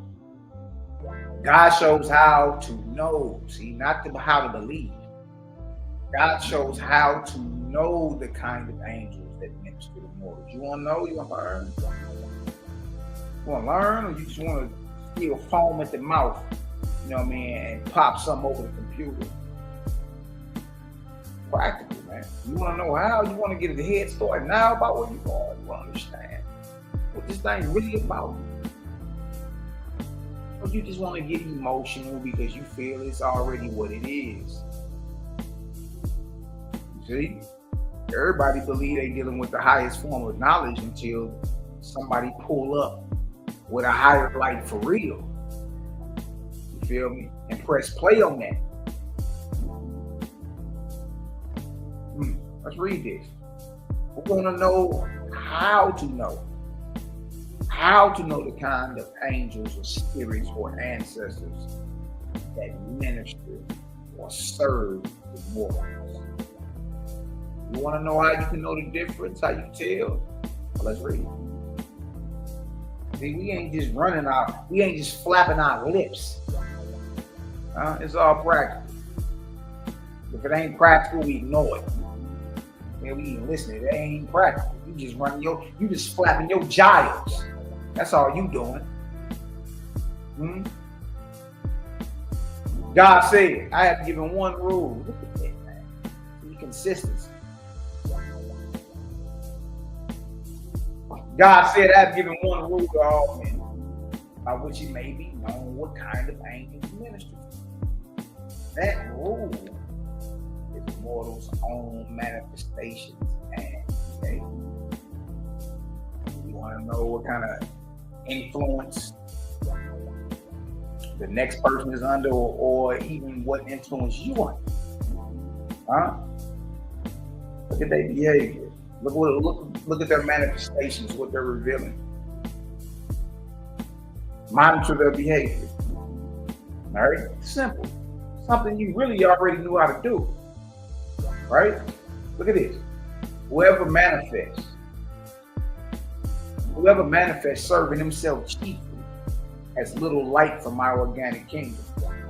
But whoever serves the Creator by laboring for others with all his wisdom and strength is attended by the light of my organic kingdom. See, salvation is selfless. It's not selfish. If you're really about the kingdoms of the Creator, then you will be laboring to raise somebody else up. You wouldn't be concerned about yourself. You wouldn't even be concerned about yourself. You wouldn't be. Look this up real quick. You wouldn't even be concerned with thyself. You feel me? See it, you feel me? Watch this. Pop.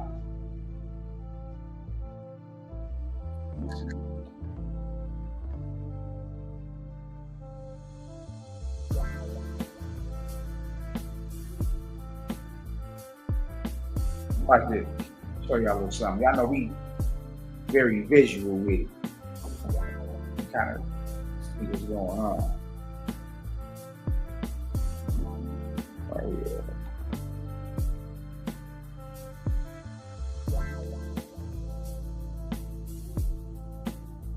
All right, yeah. Easy work, man.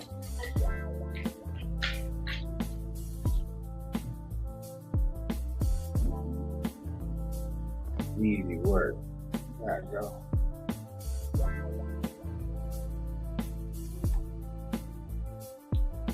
And let me open that sucker away. There you go. Where its hat is pulled up.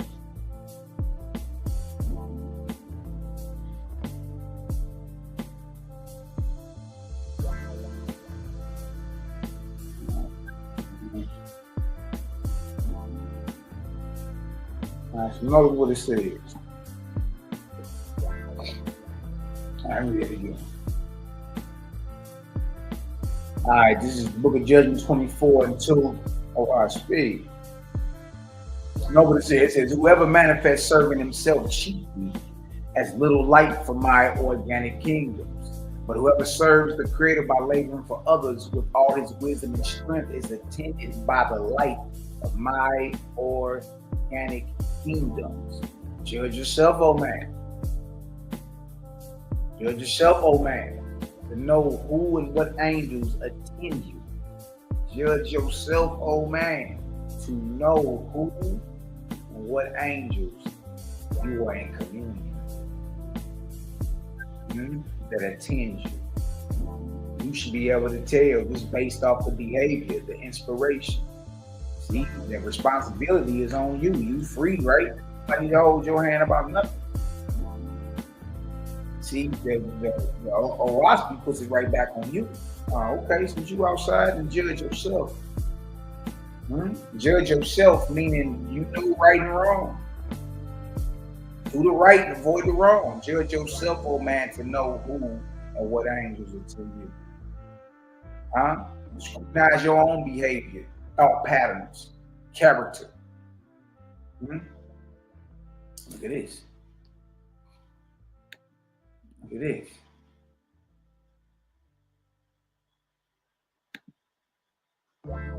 Behold, one man will say to you, I have a band of wise and most ancient angels who attend me.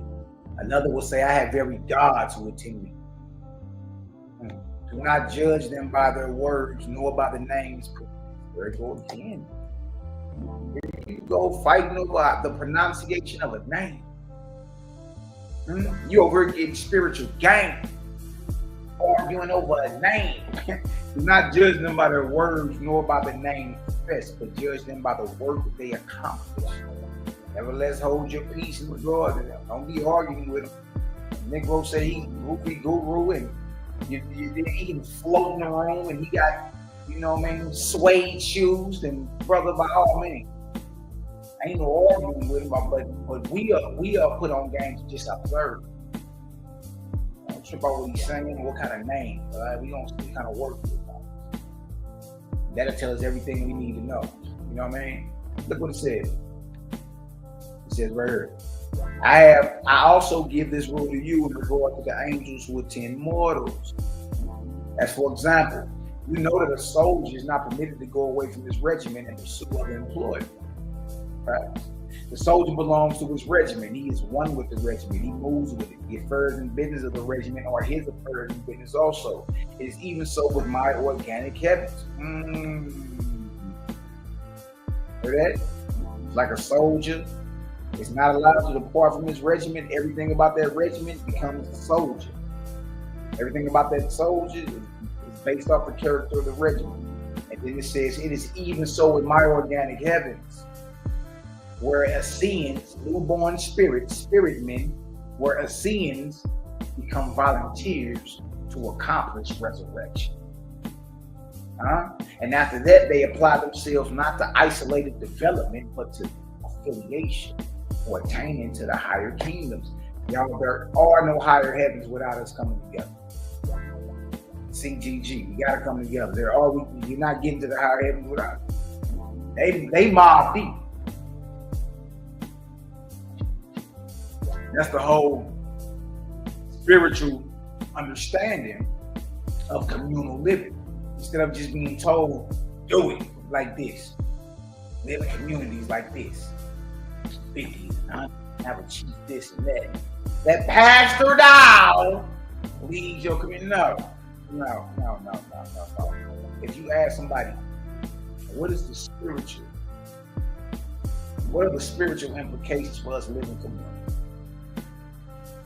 And if the answer don't come out, that's how the high-raised angels in the heavens live.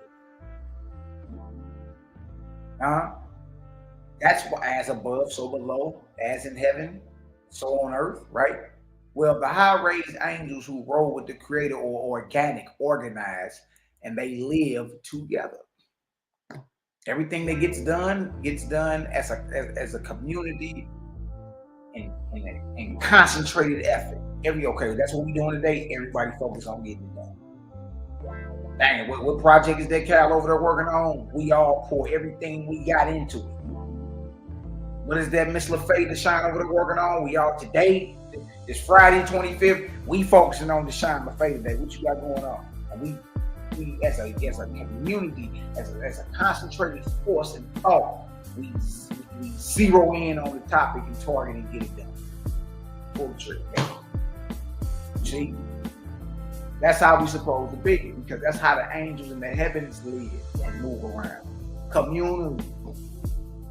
That's the spiritual implication. These are the spiritual implications to living in a community while on earth. You see?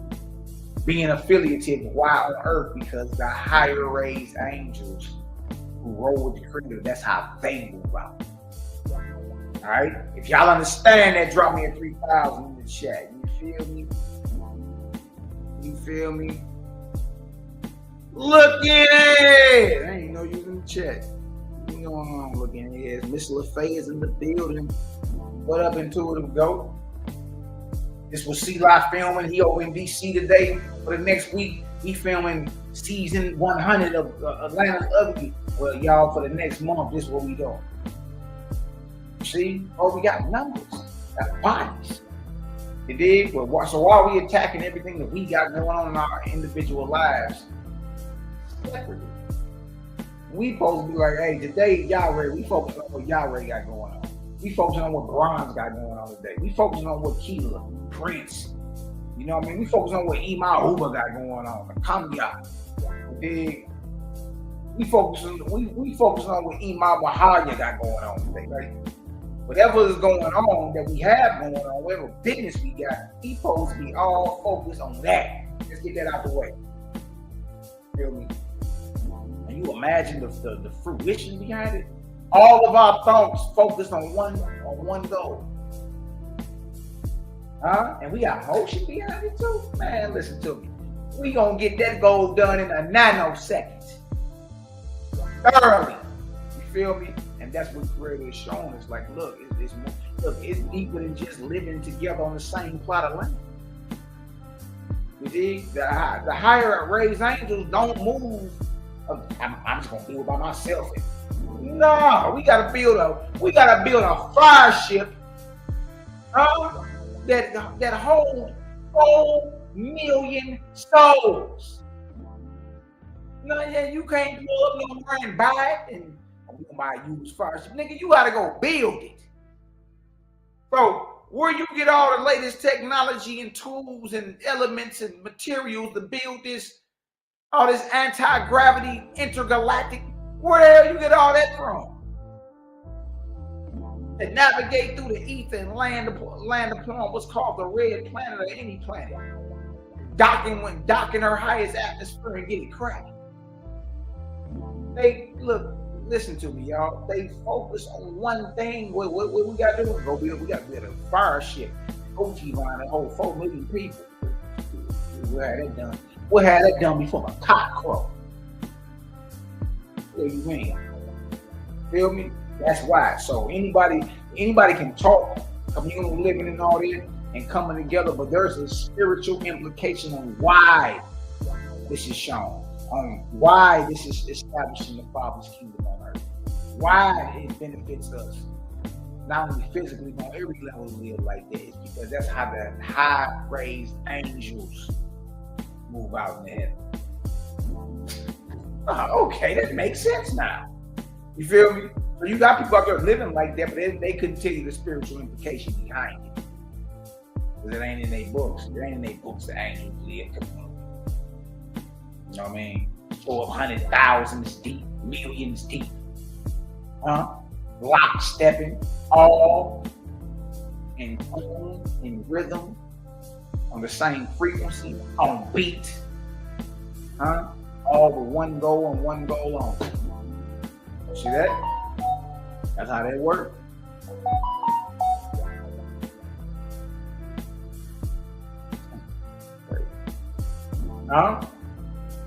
It is even so with my organic heavens, where scenes become volunteers to accomplish resurrection. That's hard. And after that, they apply themselves not to isolated development, but to affiliation for attaining to the higher kingdoms, y'all. And then to this day, I don't know where Creator Game came from. It came out of nowhere. I think C-Live, Nick Bailey, the group, and you looked up, it was just brothers and sisters in that deal. That one Creator's really, you know what I mean? Sometimes I catch chills behind it, like, whoa, like, I don't even know these niggas. You know what I mean? And you were sworn we have known each other at least 20 years, all of us, at least. We swore we grew up together. See that? So yeah, man. Shit. It's more than a little bit, or it's more than a notion for us to be affiliative and communal and all that. It's just a lot to come with it, and it ain't nothing but benefits. There isn't a con to it. Nothing but benefits. You know what I mean? The problem be when cats be trying to do that, but they got one central figure as the head, like Pastor Dow or Jim Jones or David Koresh. Now here you go establishing a king, so this ain't gonna last anyway. You see what I'm saying? Affiliation for attaining to the higher kings. Look at this. Look at this. You never heard nothing like this. All of you hearing is mumble mouth misfortunates, mealy mouthed misfortunates running their mouth about something they don't even know nothing about. Look, you ain't even read it. For one, you ain't got time. Two, you ain't got the drive. You know what I mean? Chucky, baby, this just ain't your fit. You know what I mean? My boy Loaded Love say, he said your bars are like Jaden Smith plus against Jada Kiss, and them flat lines gonna get you aired out. These ain't the retirements Mako fix. This Mako quick. Chucky, baby, it just ain't your fit. Your bars are like Jaden Smith versus Jada Kiss, and them flat lines gonna get you aired out. These ain't the retirements Mako fix. This Mako quick. Shout out to the Loaded Lux, man. At least of my organic kingdoms contains, look at this. The least of my organic kingdoms contains 500 million with a B angels. And many of them contain 5 billion. You say the smallest of his organic organized heavens, y'all. 500 million? That's 500 million ancestors. And listen about this. This is the least of his organic kingdom. Then he got other ones that are small too. Many of them contain 5 billion. Man, look, man. Don't know nothing about what's going on, man. Like, just lost. These are composed of thousands of branches suited to the various talents created with all, but they all enter find a delightful adaptation. That's powerful. These are composed. What is composed? It's organic kingdoms. And these are the smallest ones. These organic kingdoms are composed of thousands of branches suited to the various talents created with all, so that all who enter find a delightful adaptation. So you ain't got to worry about when you get to the Creator's kingdoms, any of them, what you gonna be doing. It's something that's suited for all. That's powerful. When you were told of old to say, may your kingdom come on earth as it is in heaven, it was instruction given to lead you in the method of my dominions. It's the reason why you say this in your prayers. When you were taught of old to say, may your kingdom come on earth as it is in heaven, it was instruction given to lead you. Lead you in the method of my dominion. You hear that? What's the methodology of his kingdom? What's the system and order? How it works? What the angels are doing that make up these kingdoms? And now you know. He said, even in the prayers you were taught. Look, the whole point is to lead you and get you closer to your Creator, right? But if it's saying things be done on earth as it is in heaven, if it's getting done, there's a methodology to it. See that? And he said it was only instruction given to lead you in the method of my dominion. Well, you would start inquiring, what do you mean things that are done? So who's doing it? And how is he doing it? See, next time, how? Look at this, verse 14. I'm playing no games. You ain't never heard nothing like this. Over here just so offended. What the hell are you offended by? We ain't read nothing evil and blood curdling yet. As for wandering spirits, they have not yet passed the inorganic first resurrection. You talking to your spirit guide, your ancestors. As for wandering spirits, they have not yet passed the inorganic first resurrection. But those who have been enlisted in my organic kingdoms are called Essenes. Shout out to the Nazarenes. Essenes is a heavenly name given, which means spirit man. S-man, spirit man. It also means a newborn spirit. And it seems what you become once you cross over and die. If you are faithful, you got faith in the ever-present Creator, the maker of suns, moons, and stars, the God maker, not in the form and figure of any man, woman, angel, or animal. You dig? For us that roll like that, that's what we enlisting right in his academies. Those who don't rock like that, it may be a little wild for you, but you'll get there. Shout out to the Nazarenes and the Saints, man. It says, who have enlisted in my organic kingdoms are called Essenes, while learning the rites and discipline, and are said to be in the first resurrection of the organic heaven. Or called Essenes. And look what you do as a newborn spirit. Do you just say holy, holy, holy all day? Are you laying on Charmin all day? Are you just flying around with wings on your back, baby powder in your pull-up, jack naked? What are you going to be doing as a newborn spirit? Look what it says. Clarity. You see?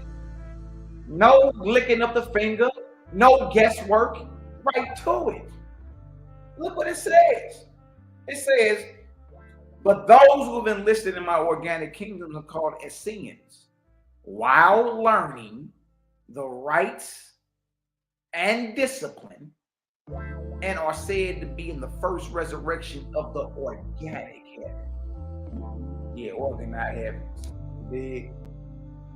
It's just like enlisting in kindergarten. But you're in the right school though. You see, now you got to climb up through the ranks, and every time you graduate, resurrection. Graduation is resurrection. All this is school. All school. Get your lessons. Oh, I speed run the streets. You better come get a scholarship, boy. You better come get a scholarship.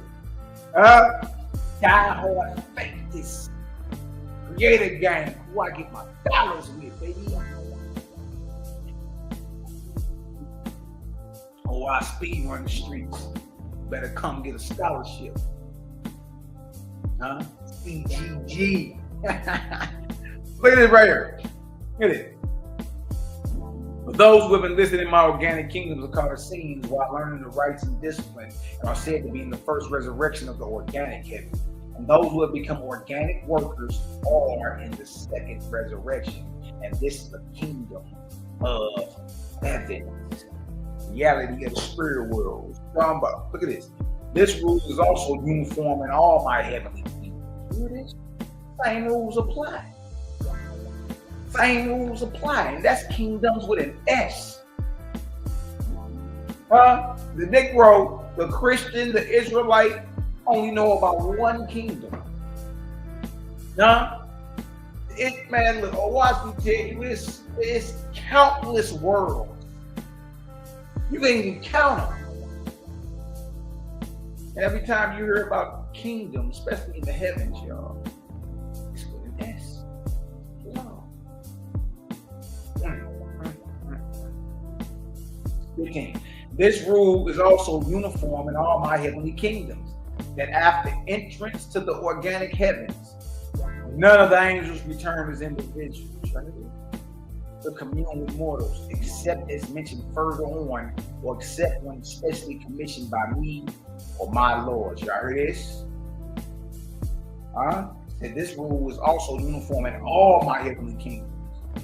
Once you enter into the Creator's organic heaven, none of the angels, none of the ancestors, none of the spirits return as individuals to communicate or talk with mortals.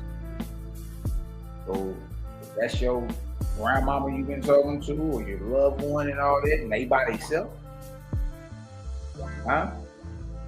well, that means they're not a part of the organic heavens. They're not enlisted in the academies of the Creator at that moment.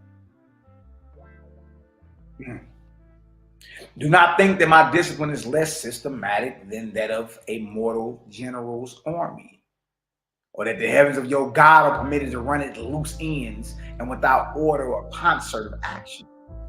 Be reasonable, old man. Weigh these things according to your own observation and judgment.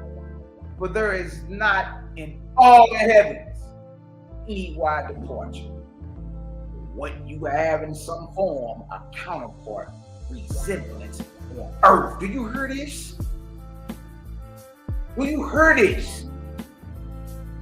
And I'm gonna read that again. He say, do not think that my discipline is less systematic than that of a mortal general's army. You think the heavens is just haphazard, loose? Nah, Jack. Nah. Or that the heavens of your God are permitted to run at loose ends. They just free willy having freakniks. Loin jihad every damn word.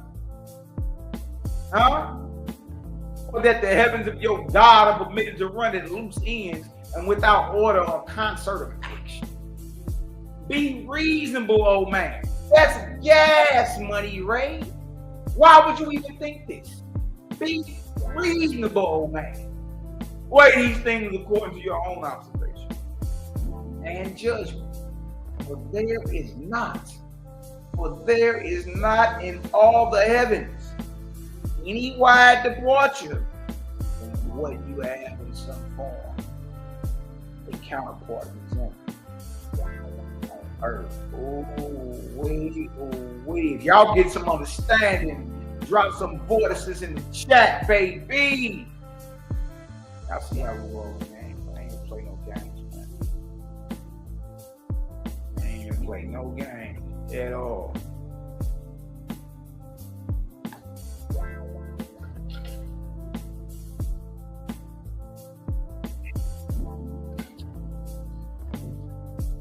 Easy work, man. Ain't nobody. That's what I'm telling you. The most feared book in this earth. Or nobody say. You know what I mean? Most feared book in there, and not for anything evil, not for anything demonic, not for anything blood curdling or diabolical. Because it exposes the false gods everywhere. When you find out there are false gods, your God is amongst them. Shalom. He said it, I was like, good night, boy. You ain't lying. That do something up here. That do something up there. You slowly start, your creative wheels start turning. You be like, hold on. Dang, that's crazy. Oh, I see vortices in the chat. Let's jump up. Let's go down to on chapter 30, I think it is.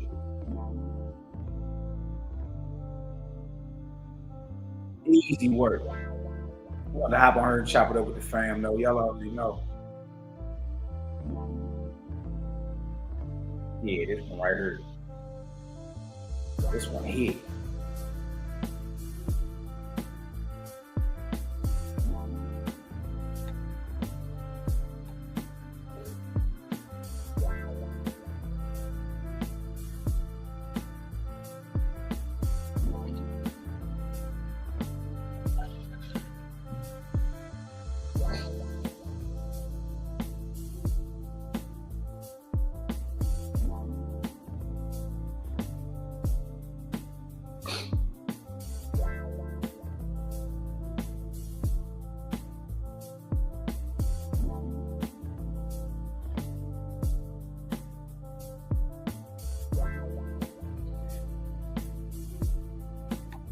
Let's get into chapter 30.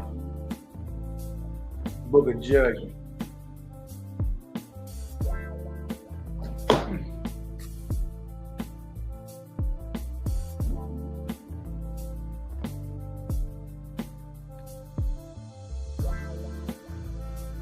God said, let's get into this. They go hard.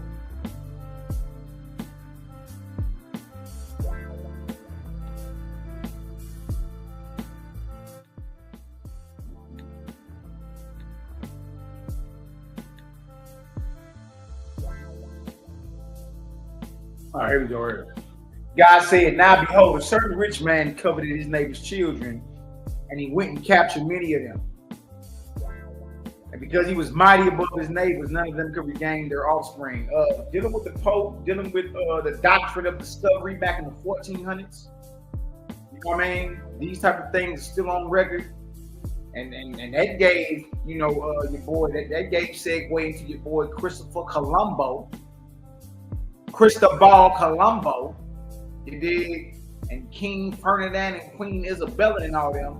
That doctrine of discovery signed by the Pope, whatever Pope that was in the 1400s, you dig? It's still on the record, right? But he gave them the authority to go and capture lands away from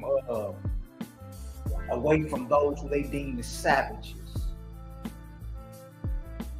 Huh? Verse 2.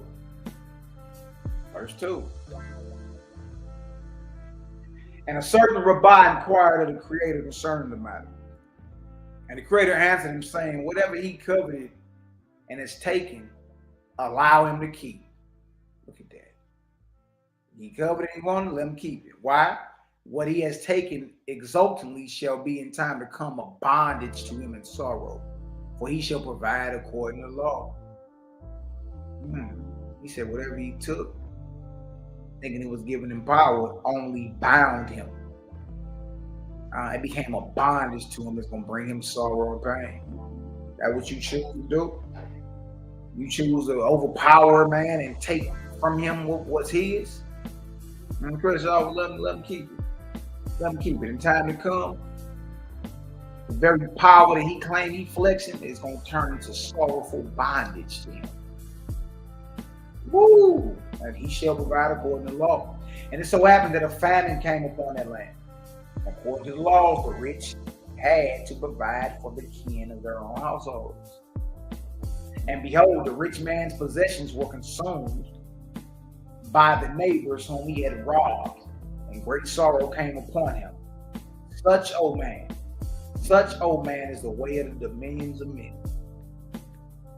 A mighty king stretches forth his hand to possess his neighbor's kingdom.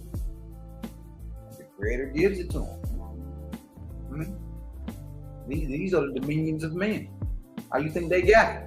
And that king exults, saying, behold my possessions and my power. Hear now the judgment of your God, O man.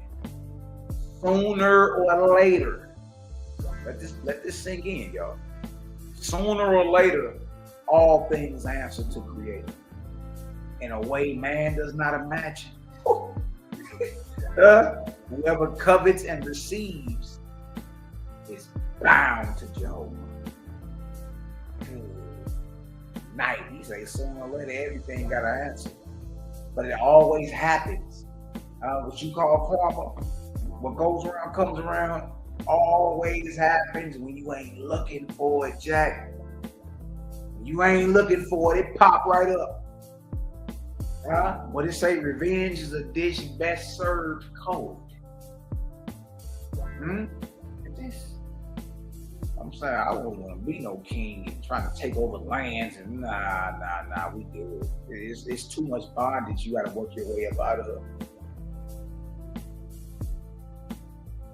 Too much bondage you got to work your way out. Like you got to give back all that, your death row sentence, your life in prison without the possibility of parole, and like you got to go really hit the law library and give your whole case back to their ass. Being a king and trying to take over, it's too much to correct on the next side, man. Too much.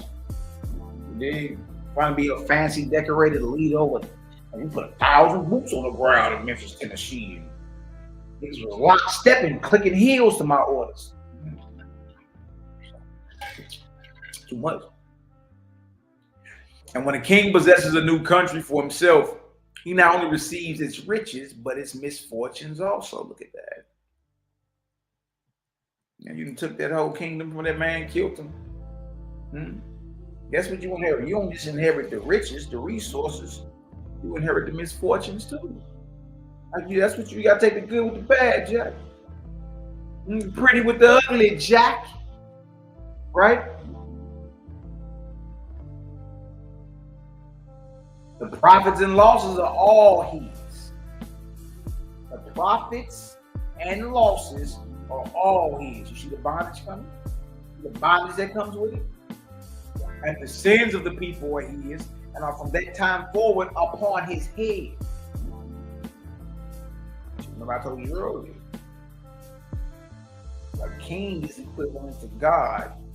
One that has an earthly kingdom, one has a heavenly kingdom.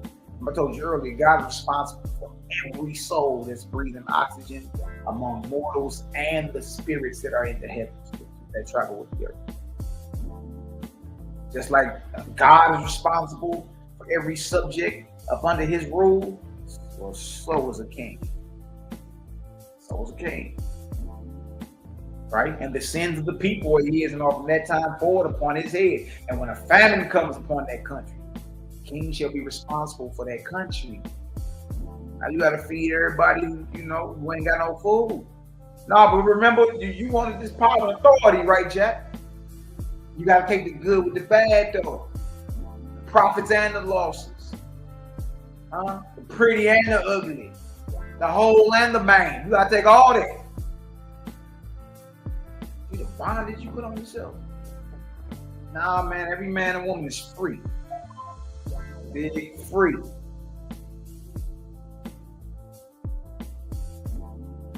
And he shall supply every one of the people, or judgment shall be upon his head. Boy, hold on. Think it's a game? What you think? We playing? Look at it. Oh, you see that? The bondage? I'm good. Nah,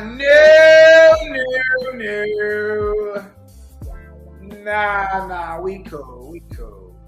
And he shall supply. And again, and when a famine comes upon that country, the king shall be responsible for that country. And he shall supply every want of the people, or judgment shall be upon his head. Good night. This is every want. And for all of the newly acquired subjects, the slaves, the subordinates, right, who may be in sickness or distress, he shall be judged. Now, ain't no blaming like Donald Trump trying to blame your boy, Sleepy Joe Biden. Well, that's because Joe Biden did this, and Joe Biden, it don't matter. You president now. You president now. You got to take the good with the bad. The whole with the main. Yeah, you president, you king now. You go trying to blame your predecessor. We ain't trying to hear that. And for all of the newly acquired subjects, who you just killed this man and took this kingdom from this man. Not thinking, well, I'm responsible for the good times and the bad times. I'm responsible for the healthy and all the sick.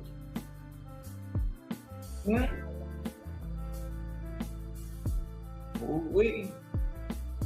And for all the newly acquired subjects who may be in sickness or distress, the king shall be judged. Moreover, judgment shall pursue that king into the spirit world, boy. What do you think you got away with? I keep telling y'all that y'all in the best spot ever. CGG is in the best spot ever. Ain't no better spot than you. Look what followed this joker. Judgment shall pursue that king into the spirit world. Death does not relieve you of your responsibility. Good night. Man, you would think that, man, if we cats really understood this, man, they'd be giving their ring back. Man, I'm good. Dang, I ain't even know. Now, what they really be doing is trying to clean up their mess. Because there's nothing wrong with being affiliative and all that, brotherhood coming together and all that. It's just what you see the camps and congregations doing is all to a false god, false deities. Yeah, pump faking like it's the crazy. You're on a sinking ship. Believe it or not, you're on a sinking ship. Moreover, judgment shall pursue that king into the spirit world, and the subjects or the slaves, the subordinates he took to himself on earth shall be his in heaven to redeem and provide for and educate. Yeah, even you Arab world rulers ruling over these various countries, keeping your population illiterate, uneducated, sick.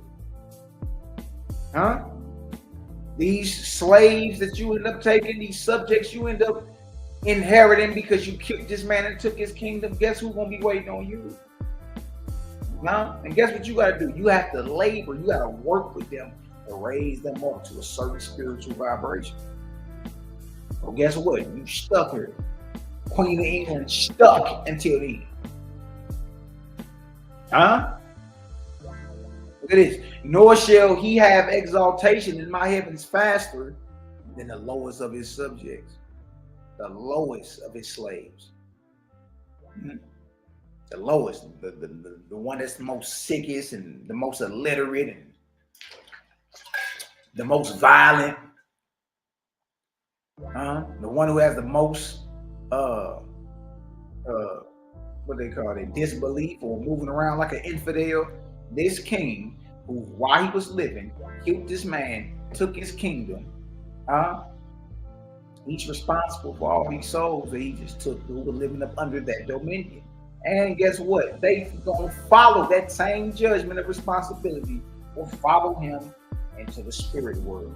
And he won't be exalted to receive no type of paradise or nothing until the lowest of these people. But he just took over. Or raised up or exalted. Nor shall he have exaltation in my heavens faster than the lowest of his subjects. Behold, I not only bequeath the glory and joy of the Father's kingdom on earth, but I also reveal the responsibilities which shall become known to mortals. Look at that. Look at that. Boy, this old waspy hit hard. It hit different. They ain't got nothing for it. You dig? And look, it don't got holy on the front of it. It tell you that it ain't perfect, it ain't flawless. You got to navigate the waters and find out what ain't perfect or flawless though. You got to do that. You dig? When you find it, come on home. Let's see what's what. Verse 16, Book of Judgment 13:16. Waspy hit hard. Man shall not only perceive the justice of my judgments, but he shall realize the power of my hand upon kingdoms and empires. So dealing with the Pope who just passed. Yeah. That the judgment of his responsibility over his dominion and all that followed him into the spirit world. Yeah. You talking about billion? How many Catholics is it in this earth? Over 2 billion. Over 2 billion, y'all. That's how many people are in China. You mean to tell me the Pope, no matter which one it is, the sitting Pope at any time has over 2 billion souls under his dominion? And it's saying he won't be exalted at all in the heavenly kingdoms, and to the lowest of those 2 billion subjects is raised up above him. Until then, guess where Pope Francis is at? Right here. Probably still walking around in that Vatican. And it's probably, man, every last Pope probably walking around and wondering that deal. That's crazy.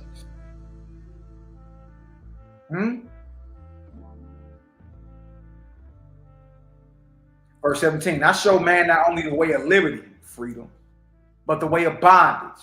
Ye shall know understandingly the ways of my dominions and the judgment that is upon him, for everyone whom the king causes to be slain. How many people don't went to war because the Pope ordered it? Huh? Think about all the PDF, payouts from the Catholic Church, going back to the 70s and 60s, let alone before then. Huh? All this you responsible for, Francine. You responsible for that, buddy.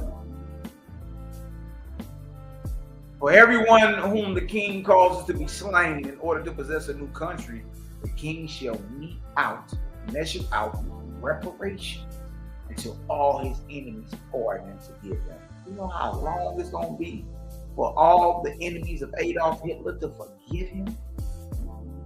Hitler getting his ass whooped on the other side. And true about this, he can't even move out of it until the lowest. And look, we all scrutinize the numbers and all that, whatever number it is that he's responsible for. He got a label to raise them up. And true about this, he got to do it until all his enemies pardon and forgive him. That's only a long time, Jack. For how long? Until they all pardon you and forgive you for that evil and wickedness that you ordered, that you had done under your authority. It's justice with Creator, man. The system and order is mind blowing. It's like, okay. So in essence, you put yourself in hell. That's what it sounds like. You put yourself in hell. It ain't the Creator. You dig? Hold on 1 second, y'all. That was just on the charger real quick. Give me 1 second.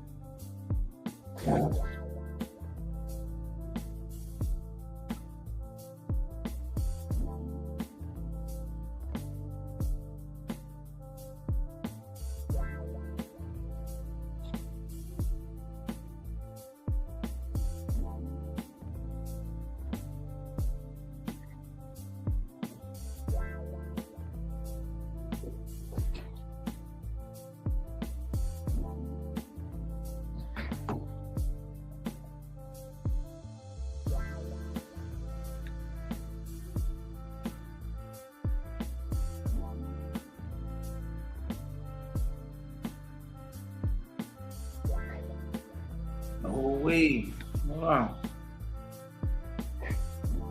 That's crazy. And he got to do all that until his enemies pardon and forgive him. Woo! You especially if it's Negroes hold grudges forever. Man, let's start trying to clean all that up now. Whatever mess you made, your best bet is to try to clean it up now, man. You know what I mean? Man, this murderous bastard right here, King Leopold. Man, boy, Leopold made Hitler look like a damn fairy. This cat was a stone cold. I'm talking about. It's hard to even explain. It did, but I'm thinking that's where the whole Tarzan thing came from. Remember, he was swinging through the Congo. You know what I mean? I remember I watched that. They did a remake of the Tarzan series. It was a movie though, a couple years ago, and they was bringing up King Leopold, this white boy from the United Kingdom, was raised around the I guess the monkeys and all that, but he still had, he still did his thing back in the United Kingdom. But when he went down to the Congo, Leopold and all them was on the move. Yep. He was a murderous bastard, boy. Behold, I have revealed the grades and rates, and any such king shall perceive that his bondage cannot be less than 6 generations. Which 33 times 6, about 200 years. Mm-hmm. You know what I mean? Meaning they're thinking that, he gotta hang out and do this work to get himself together and those that he enslaved for 200 years. Look what it say. But many be 20 or 40 generations. 600 to 1200 years, man, before you can even become an Essene, before you can even get to kindergarten in the Creator's Academies. You got to spend close to 1200 years. 1200 years cleaning up your mess, man. Nah, I'm good. I'm good. You know what I mean? It says right here, it says that his bondage cannot be less than 6 generations, but maybe 20 or 40 generations before he reaches beyond the second generation. Dang. And the same rules apply to every king, queen, emperor, and every other ruler in the world, Francine, Pope Francis. And the same rules shall apply to every king, queen, emperor, and every other ruler in the world. The resurrection in heaven of each and every one of them shall be with and no faster than those they rule over on earth. Bag drop, boy. Bag drop. You got to, again, I wouldn't want to be none of these cats. Nah, I'm cool. Your resurrection ain't gonna be no faster than the ones you rule over. And you know you rule with an iron fist, boy. So all these you kept illiterate in the darkness, dumb, docile. That's what you gotta do. Your job is to raise them up. You dig? Pour into them everything opposite you did when you was ruling over them with a rod or an iron fist. Yeah. Yeah. Oh, you want to do it? Guess where you not going? We trip off this. You heard as long as you want to be here. No rise and follows on you, player. I don't know what to tell you. Get creative. The resurrection in heaven of each and every one of them. Each and every one of who? Malachi, kings, queens, emperors, popes, and every other ruler in the world. The resurrection in heaven of each and every one of them shall be with and no faster than those that rule over those they rule over on earth. And they shall be responsible. And they shall be responsible to all their subjects for deaths resulting from wars. Good night. Ooh, wait, you talking about what? That position, Viper Christ, the Pope. Man, them niggas is responsible for it. Christianity didn't kill more people than Islam. And you know how many millions of souls and possibly billions Islam responsible for. But Islam ain't as bloody as Christianity. I'm gonna say it again. Islam ain't as bloody as Christianity. They ain't as bloody as the Crusaders, the Night Crusaders, and man, please stop that. Stop that. And they shall be responsible to all their subjects for deaths resulting from wars. Francine, you gotta swallow that, player. You gotta eat that. Pope Francis gotta eat that. The Queen of England, Jethro. May I have some tea and crumpets? When she blew her drawers out, had to cross over. And they shall be responsible to all their subjects for deaths resulting from wars. For the subjects were used for the glory and power of the king, or the queen, or the pope. And for all famines, pestilences, and all the injuries that come upon the multitude through any shortness in the king's government. Shit, the Pope like a king. What you talking about? Shit, it's over 2 billion subjects up under his rulership. What is we talking about? What is we even talking about here?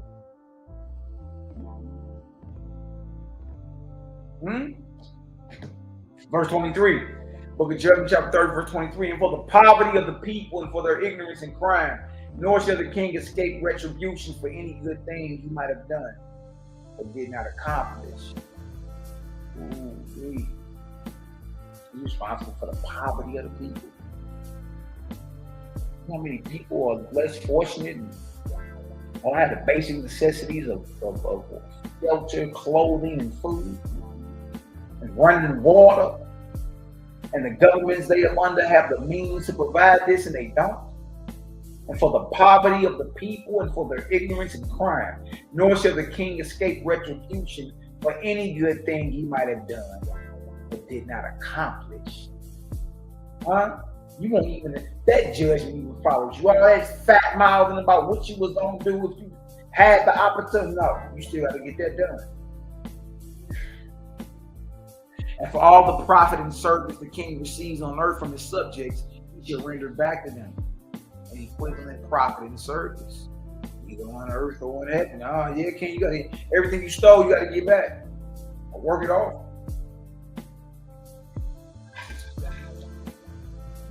You profited from your slave, right? Huh? You had $5 whores throwing grapes down your throat, right? You were being fanned with ostrich feathers, right? Huh? Well, guess what? You shall render back to them an equal amount of profit and service, either on earth or in heaven. The slave master didn't do nothing but put himself in bondage. Our forefathers, as we speak, getting retribution. As we speak, or getting justice for the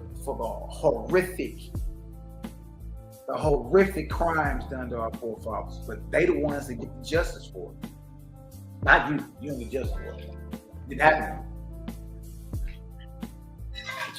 They get the justice for it though. The slave master becomes the slaves, becomes the slaves, or the slaves become the master's master. You got to serve them now. Slave master becomes slave, in essence. And he got to be a benefit to his slave. Now he has to work and become a benefit or profit to his slaves. He has to serve them.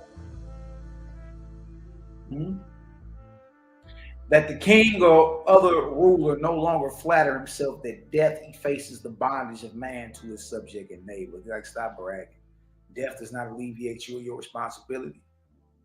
Behold, by opening the gates of heaven, I have given you its glory. And with it, I also give you the responsibilities. See that? I have brought the angels to your door. They bring you news of great joy, and bring you also the afflictions you cast upon them.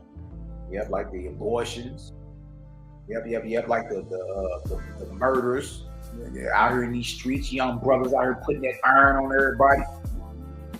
Or there's such thing as spirit retaliation, boy. And you don't even know. You afflicting the angels of heaven. There are angels that are trained to receive the spirits of the dead when they cross over. When you jump out here with a damn chopstick and get shooting everything down, you know what I mean? You bring affliction on the angels who are responsible for receiving their souls and comforting the newborn spirits that cross over. Here you go in and shot up the whole damn corner and killed 25 people. You know what I mean? These are afflictions you cast upon angels. Right? I told those of past times that sword would answer sword, war would answer war, and peace receiving peace. That's true. War answers war. Straight up. Peace receiving peace. Such then is the judgment of your God upon dominion. And this shall be ratified in time to come by every ruler, including Pope Francine, every ruler on the face of the earth. Bag drop, boy. If y'all get some understanding, drop a 12,000 in the chat for your little brothers, your little brother Macabee. You know what I mean? Oh way. Shout out to my brother Cosmo and Cal.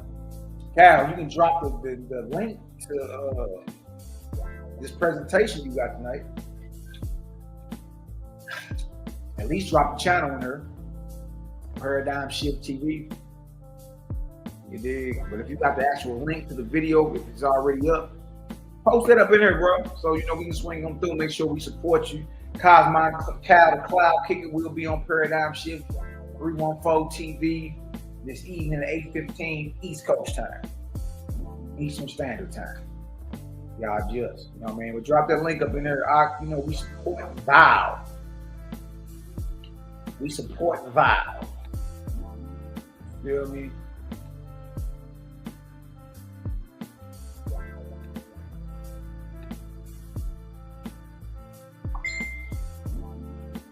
Take this book of knowledge. We're going to get on about here. Book of Knowledge, chapter 5. Oh, space. Sky, earth, spirit.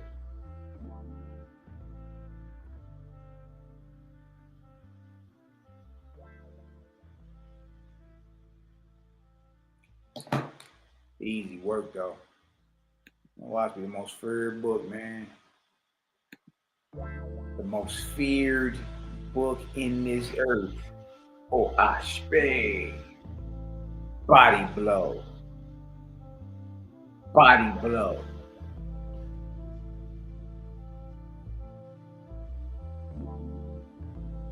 Finish him.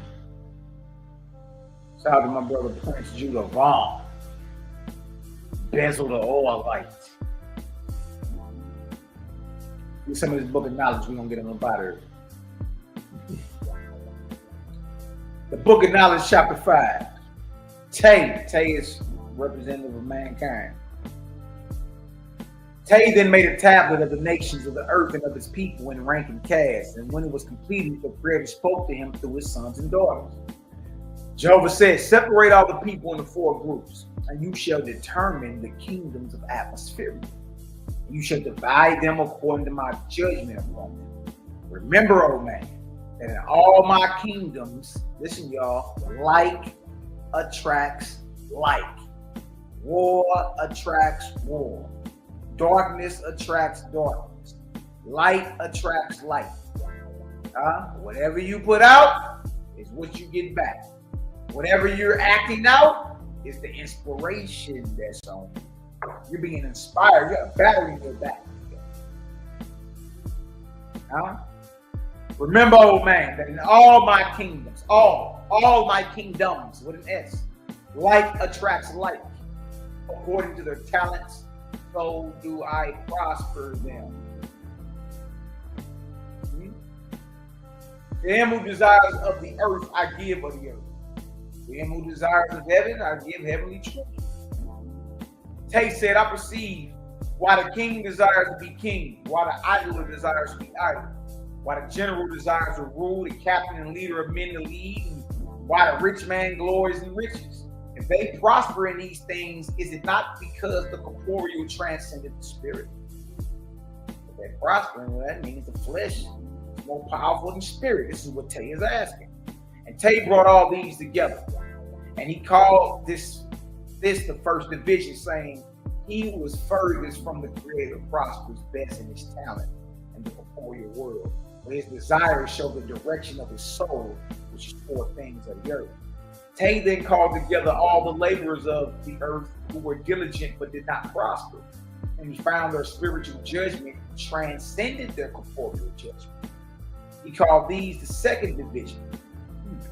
Tay then collected together all the infants in the world, and they were without judgment, and this he called the third division. Tay then called together all the people who lived off, look at this, y'all, the earnings and industry of others. And these were thieves, robbers, politicians, lawyers, judges, and preachers who live in fine houses like the Pope. Okay? This he called the 4th division. And when Tay looked abroad over the earth, lo and behold, there was one man left. And he was the only one of his kind on the earth. What kind of a man? Look at this. Tay said, who are you? And the man answered, I do not know. Neither do I know where I came from, nor where I shall go. Tay said, what is your labor? The man answered, look at this. Look at this, y'all. The man answered, I do whatever I can to turn my hand to, and I give all I have and my time to whoever needs me. He said, shall I give you gold? The man said, no, I need nothing. He said, shall I make you a leader of many? The man answered, no, to be a leader on earth is to be bound in heaven. To be a pope on earth, a president, a king, a queen. To be a leader on earth is to be bound in heaven.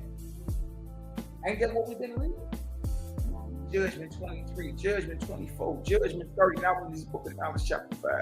While the whole world snotting over Pope Francine. No, to be a leader on earth is to be bound in heaven.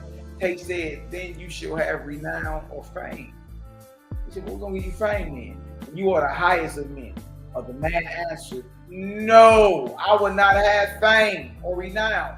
But when I am dead and going to heaven, I will be called back continually by the prayers of men. He's like, look, that's why at a point in time to grieve that you must move on, because you don't be knowing through your grieving and overwhelming desire, those prayers is what's keeping your loved one bound here.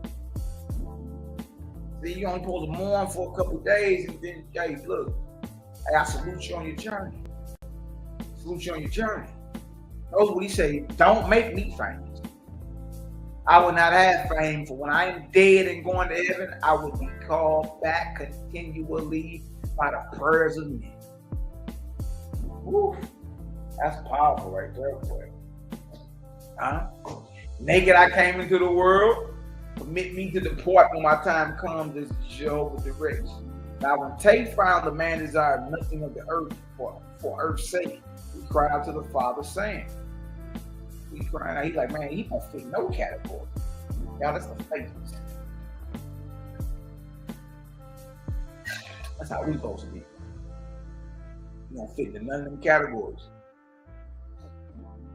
None of those 4 divisions that he made up, faith just don't fit in none of that. See, I keep telling y'all, look, we in the best position ever. Ain't nobody no better position than us. You know what I mean?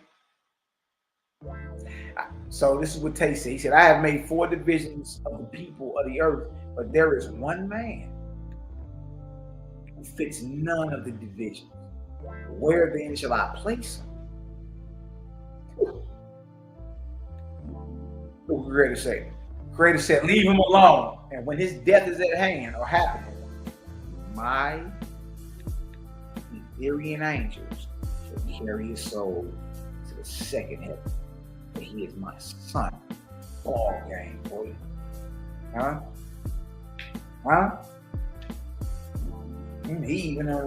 He's even risen above his earthly desires. He's like, he don't want no gold, he don't want no fame. He don't want to be a leader. He don't want none of it.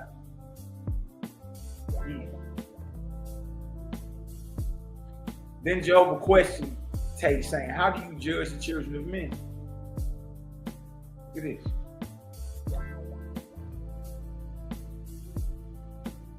Tate said, leaders, that is kings, queens, emperors, popes, there it is again, and rich men I have made into one division.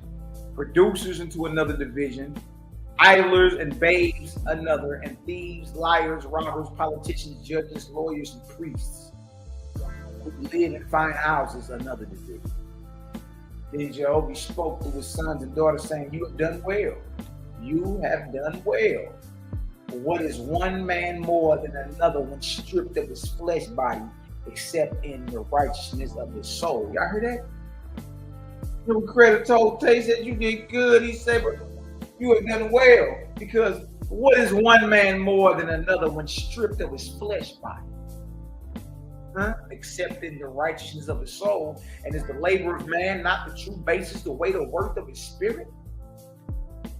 What more is the king or the rich man in my sight than the most menial servant? The most menial servant. What more is the king or the rich man in my sight than the most menial servant? Bad drop, boy. What is we even talking about? To be a leader on earth is to be bound in heaven. He say, hell, no, don't make me no leader. I want your gold. I don't want your leadership. I don't want none of it. Now, my man is the faithless, yo. Yeah. Like it or not, that's us. That's us. Cal, did you drop that link in the chat? If you got it, drop it. You know what I mean? 8:15 tonight, man. Let's get on there, support our brother.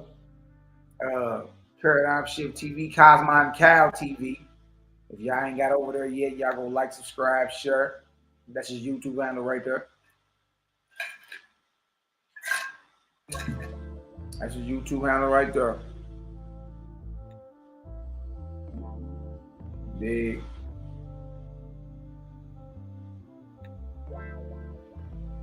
Y'all got some understanding today, though. Y'all got some understanding.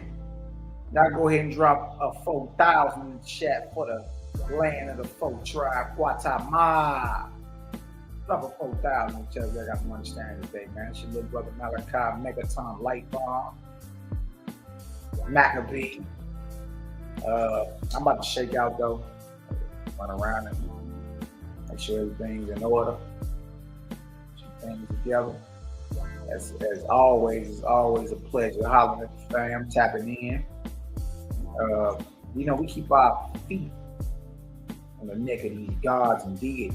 So you see the title, Creator Gang Live Chop Session, a creative virtual God and deities.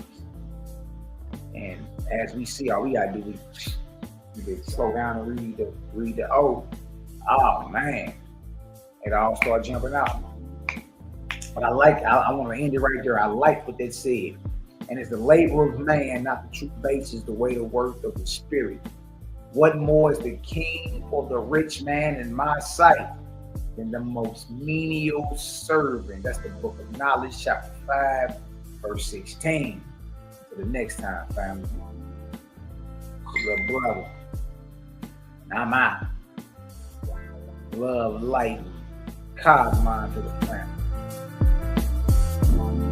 Like